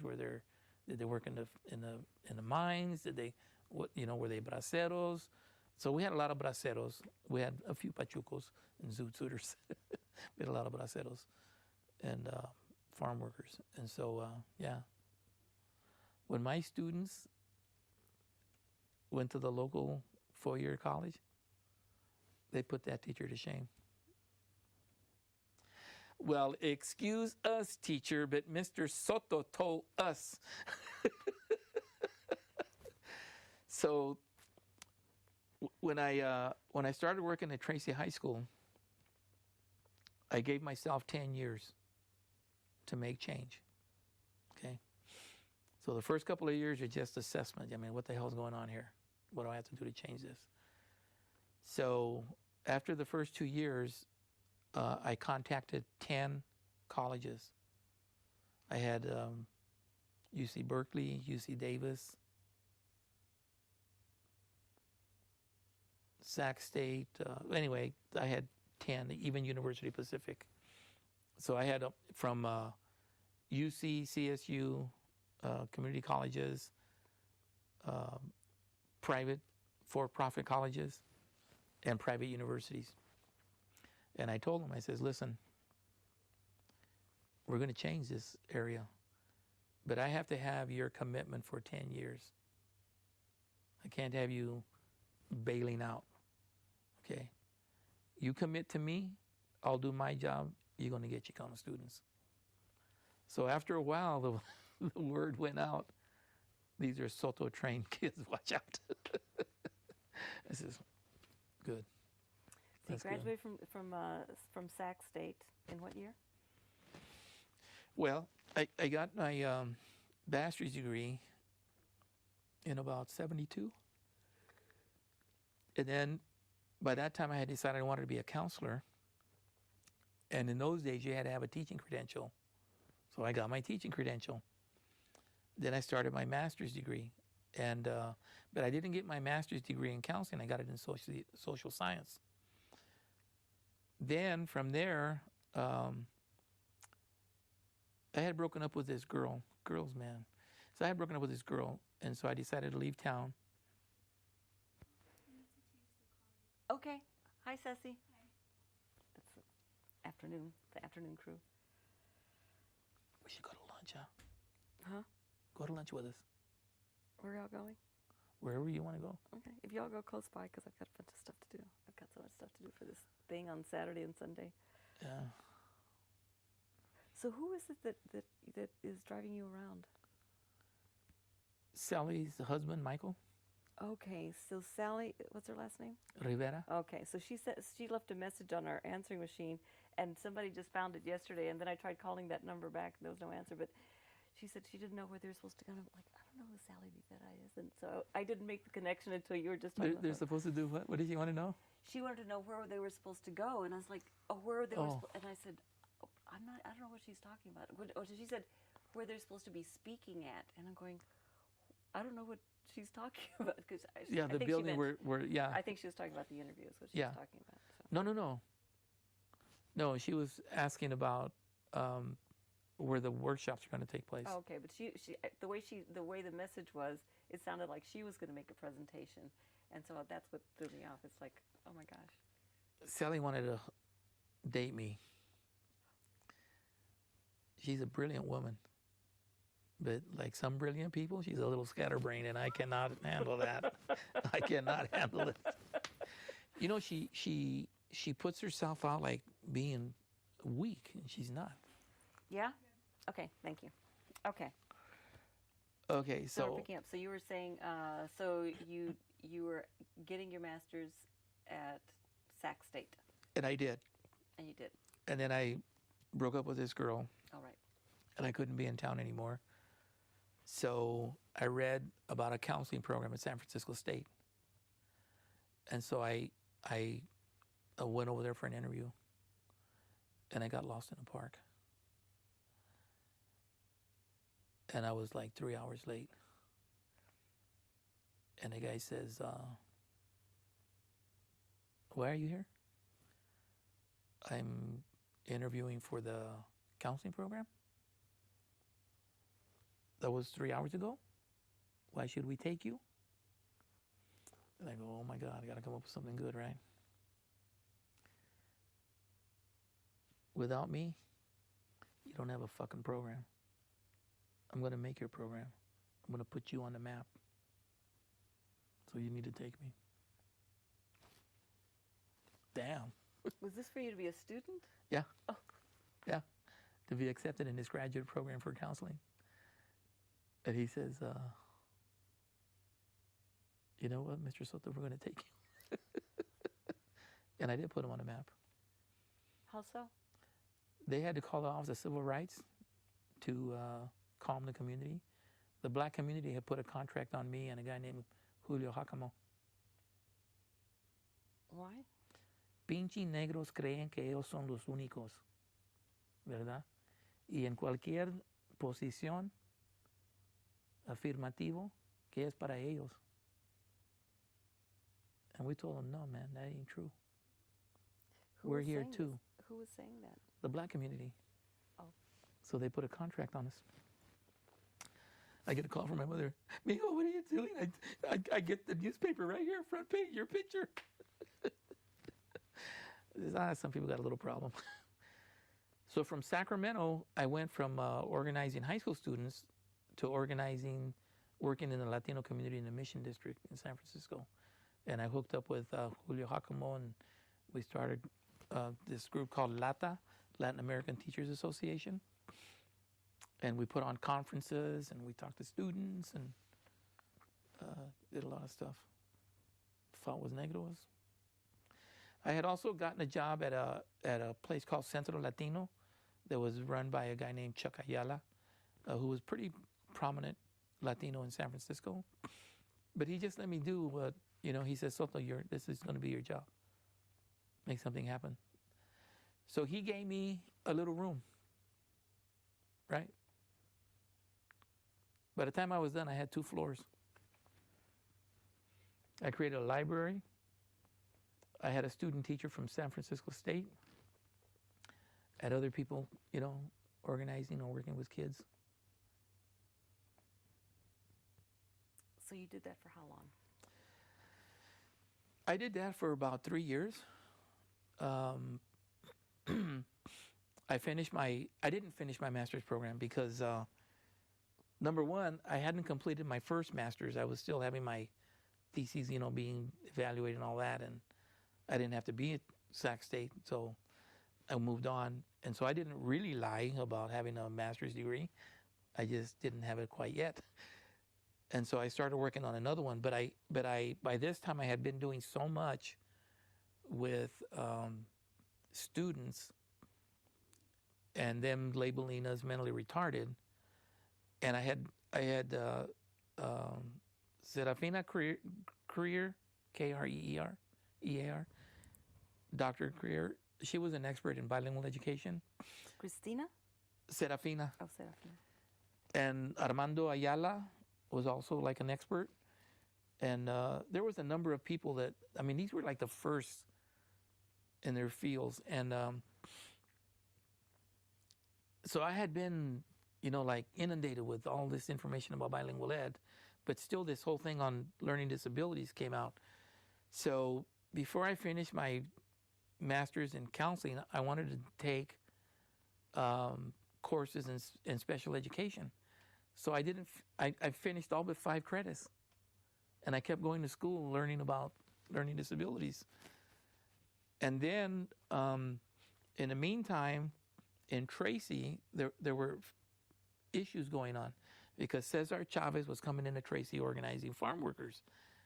And so the farm worker kids were taking it to the school, calling Mexicans, you know, names again. And so the Mexicans were fighting them. So they were having these riots.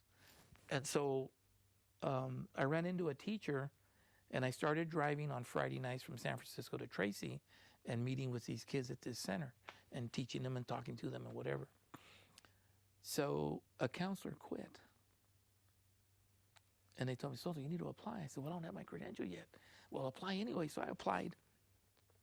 And then they put pressure on through the community, and so I got the job. And one of the guys that worked there, what's his name? He was a liberal, you know, white guy. And he says, I got some friends in the State Department. I'm going to get you life credentials. So he got me life secondary teaching, life community college teaching, and he got me my counseling credential through the state. So now I was legit. So I started working.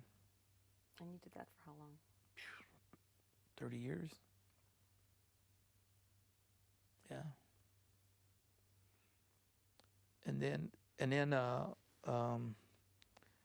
they put me in charge of college testing.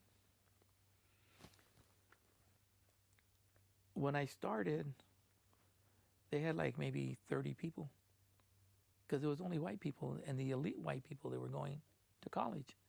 So who had to take the SAT? Just them. By the time I got done, we had like 300. A year? Yeah. And more taking the PSAT because I was in charge of both of them. So for the Chicanos, what I would do is that I would go through the, I would look at the honors English, and we had a few. It started getting bigger. So I would look at what Chicanos are in honors English. Then I would look at what their math level was. So if they were in algebra, or if they were in geometry or algebra 2, then I would look at that. Then I would look at their science. If they had one lab science, I would look at that. Now this was the beginning, so I knew that I could, through this 10 colleges that I was working with, I knew that I could squeeze them in. So then I would call these kids in. I said, hey, you got to do this and you got to do that. On the PSAT, I charged, you have to, the risk with the PSAT, back in the days, you had to guesstimate how many students you were going to test. And then you had to decide how much you were going to charge them to meet all your expenses, because you had to pay for the test and then you had to hire people. Okay. To monitor. Yes. So you had to do all of that. So, I set my price, and I would tell the kids, there's no refund. You don't show up, don't come asking for your money, because there's no money. I actually didn't save a seat for them, but I tell them, no, because you didn't show up, another kid couldn't. So then I had all that money. When I left, there was over $5,000 in the PSAT account.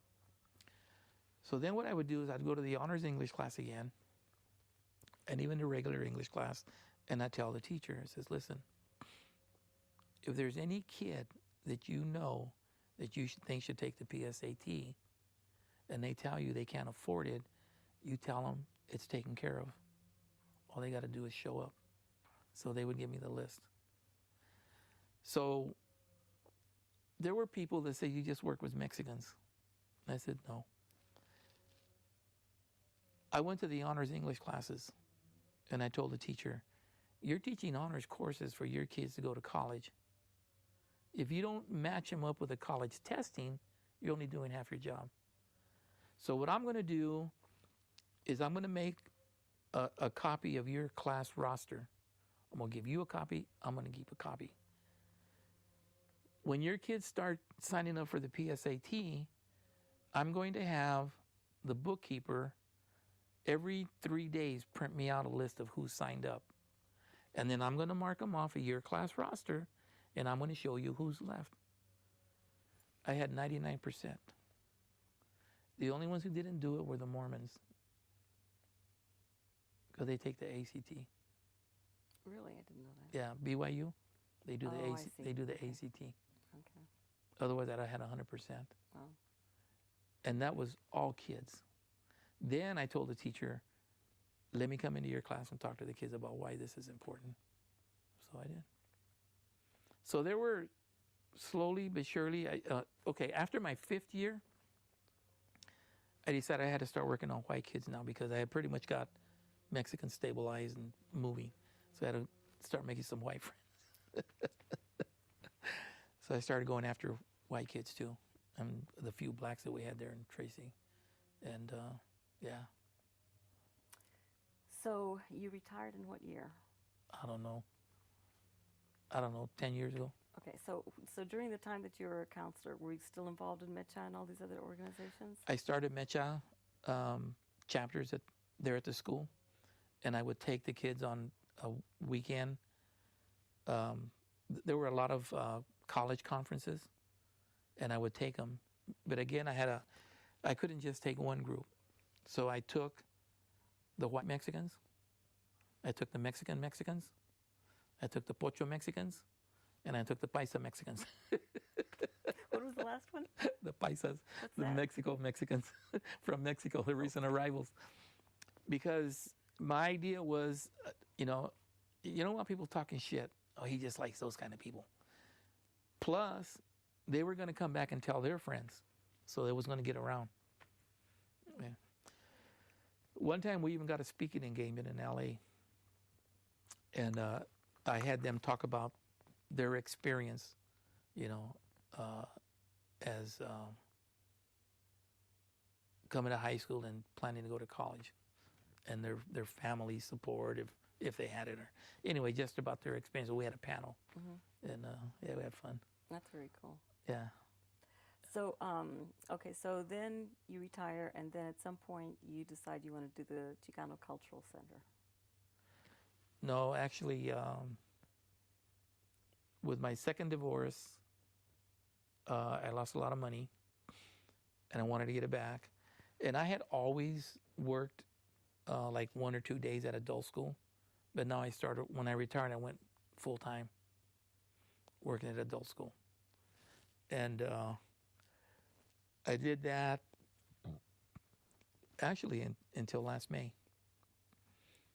And then 2 years ago, I opened up the Chicano Research Center.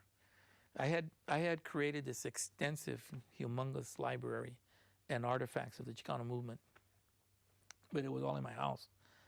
And the only time I got out is when I would go and make presentations at colleges or somewhere. And then whatever it was they wanted me to talk about, I would take those books and those artifacts, put them on display. And I decided with my bucket list that since I only had so many years left, that I wanted to get this out, because if I were to die next year, where's it going to go? My kids really have no interest in it, you know? So where's it going to go? They don't know the value of it. Where's it going to go? So I wanted to create something, and then I would hope that some organization or the city or somebody would see what a value it is, an attraction to the city, and take it over. So I found a little building, and we went in and cleaned it all up and painted it and did everything and built our own bookcases and moved all the books. I still haven't gotten everything there, but moved. I would say like 90% of the books are already there. In the meantime, people are donating books, some pretty rare Chicano books. We got a just a month ago. We got a full set of El Grito. El Grito magazine is the first Chicano magazine journal that came out from UC Berkeley, complete set. So, which means we now have 3. So, yeah, we're getting Among the Valiant. Okay, this lady just walked in last week, autographed copy of Among the Valiant. Yeah. So we're getting stuff. Buttons from the UFW. The lady also. Oh, I left it. The lady also brought Taking the Hill, a video you wanted to see. And So the Resource Center, how is it supported? I pay for it. It runs me, just for basic rent and utilities, it runs me $1,500 a month. And how many days a week is it open? We try not to be open Sunday, so I guess 6. We're probably going to be open 5. I think we're going to not be open Monday. We're still, like we've been with the location because it's in the barrio, and the east end of the barrio is where a lot of killings go on a regular basis. But I think we're going to try to be open Tuesday through Saturday, and then we'll take Sunday and Monday off. And so, what is the importance of it? In the state of California, ethnic studies as a graduation requirement has become law. So school districts are going to be looking at curriculum and material. And for the Chicano time period, we have it. For the Bracero time period, we have it. For almost every time period, we have it. We have the new revised literature. We have the original. We have journals. We have magazines. We have corridos. We have DVDs, VHS. And we have artifacts. We put up a bracero display in Woodland, and we had the short hoe. Okay, people like, whoa, where'd you find that? I thought they were outlawed. We had the knife that's used for sugar beets.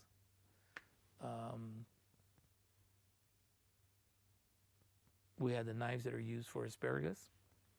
Okay, so we had some old huaraches, we had old sombreros, a lot of stuff. It's there. So, besides it being important for curriculum, it sounds like it's making a place. It's kind of making a statement. I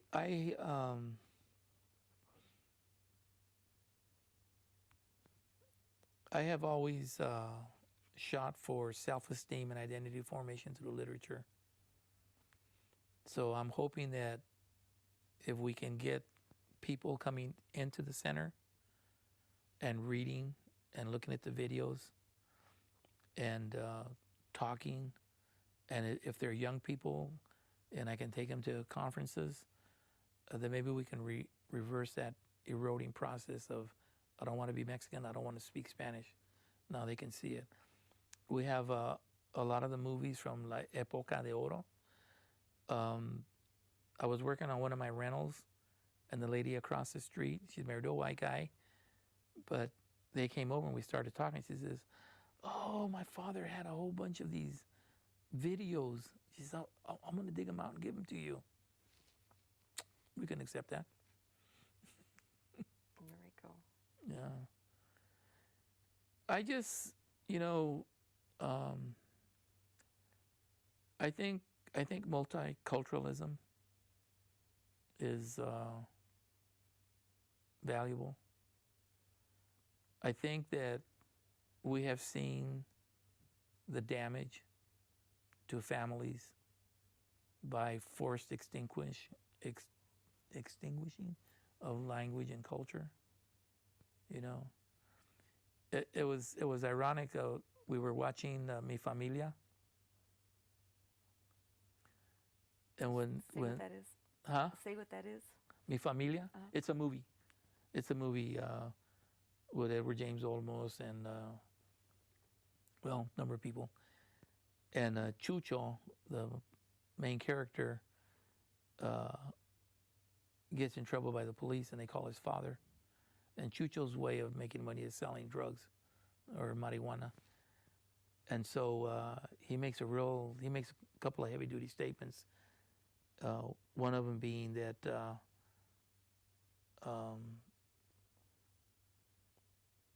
he says the only thing that they respect in America is money, and they don't care how in the hell you get it, as long as you have it. And then he pulls out a big one, he says, and I got it. And then his father's talking to him about vergüenza, and I didn't raise a kid like you, and he said, and then so he tells him, his father, he says, and you know what? I do not want to be like you. Heavy duty. So then we watched the movie Walkout, which is about the walkouts in LA. And the girl is talking to her Filipino father. She's a Mexipino. And she tells him, I don't want to be like you. He's a custodian. She says, I want to go to college. I want to be something. So here we have 2 movies, 2 kids. And then if you read the book Pocho, the reason that I like Pocho is because you can see the breakdown of the Mexican family when they come to the United States. It didn't have to be that way. Very good, Richard Soto. Those are all the questions I have. Is there something else that we should touch on? I do have one quick question. Sac State was trying to find people like you to give a big scholarship to. Mm-hmm. Why was that? Because they were going to create agents of change. We were change agents. Whose idea was that? I don't know. I know Steve Arvizo, who's still alive. Matter of fact, he's relatively young. I think he's older than me, but he's still young. Steve Arvizo, Dr. Steve Arvizo. Another person who's still around in that area is Dr. Dwayne Campbell. Esteban Villa was an instructor, and he's an artist. He's a hell of an artist. Esteban Villa and Jose Montoya were partners. You saw one, you saw the other. I don't know who else is still there. It's a whole new group of people, and we've gone in a different direction. And I think sometimes we move and we don't bring our community with us. We come back and we want to tell them what the new world is like, and they're still in the old world because, for whatever reason. And I think, like one of the big things with Mecha and El Plan de Santa Barbara was to stay in the barrio. You don't say, well, I'm going to help my community, but first I got to get away from them, and then want to come back. That's why our center is in Barrio Chivo. And Barrio Chivo, like so many other barrios, like Chavez Ravine in LA, were displaced by something. Barrio Chivo was displaced by Crosstown Freeway. but they're still a very, very vibrant. And when I was over there cleaning this building, and the door was open, Spanish, back and forth, going back and forth, and kids speaking English and Spanish. There's this little kid, he's about this big. Hola, señor Soto, ¿cómo estás? Buenos días. His grandmother, since he was like that big, we watched her, because he's not like going to be 3 years old, walking him across. You know, her daughter has a beauty salon on the corner, and so while she's working, the grandma is entertaining the kid. But he won't come into our center, and we have a little kids room in the center for grandmas and mothers and fathers to come and sit and read with the kids. Interesting. Yeah. Our landlady, who's a Mexican, won't do anything to the building. I had to get the fire department to go after her to put a water heater in. We need an air conditioner. This summer we had a young man. I had to call his parents to come and get him because he was dehydrating and was hallucinating. And they called the hospital and they said, oh yeah, you need to do this and do this and do this. So we need an air conditioner. We need windows. We need electricity for better lighting because our center is really dark because it's poor lighting. And like I say, the first major expense for me was the bookcases. They were $3,000. Now, I'm not going to say I'm the most loved person because I'm very, very fixed in what I'm going to do.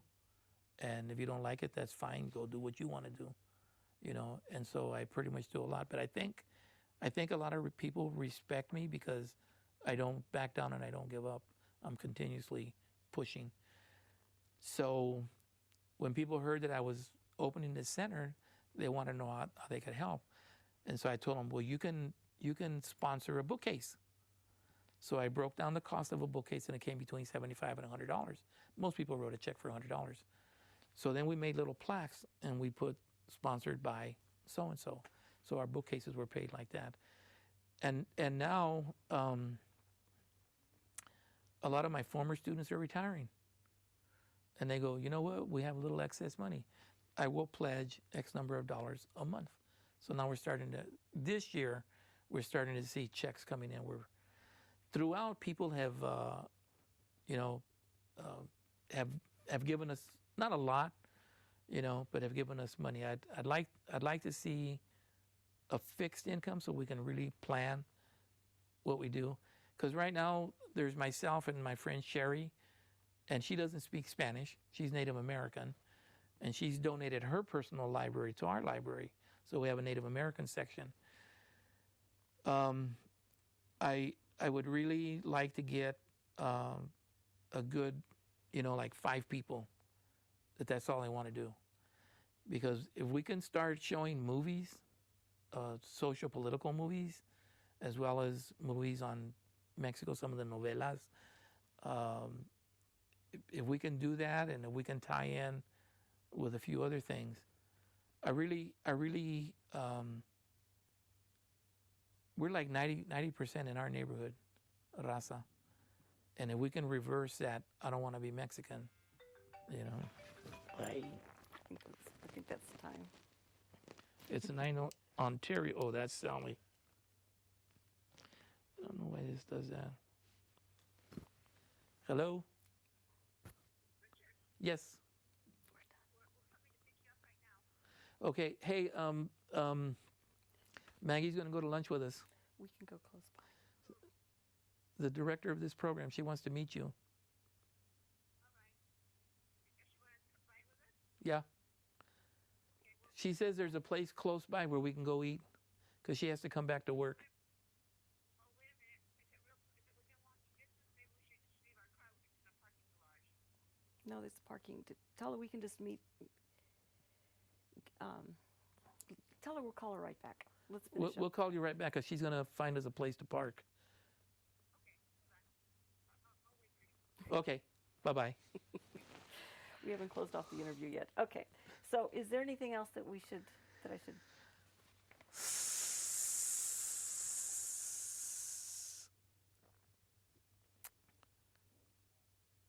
the Chicano Research Center deals.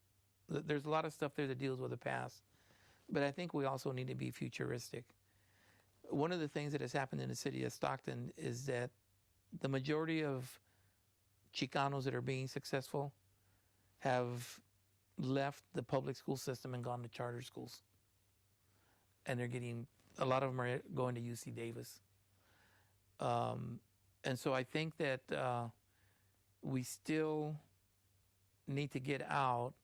I think we still need to reinvest in that cultural pride.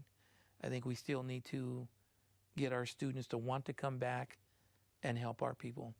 I don't think we're getting that kind of service. I see too many kids that just want to go out, make their money, get their little ski boats, and and that. When I was counseling, if a student told me they just wanted to make money, I'd kick them out of my office. You don't tell me that. I tell them, you tell me what you want to do. If you do a good job, you'll make money. But don't tell me you want to make money. It'll come. Right. Well, thank you so much, Richard Soto. This has been wonderful. Appreciate it. Yeah.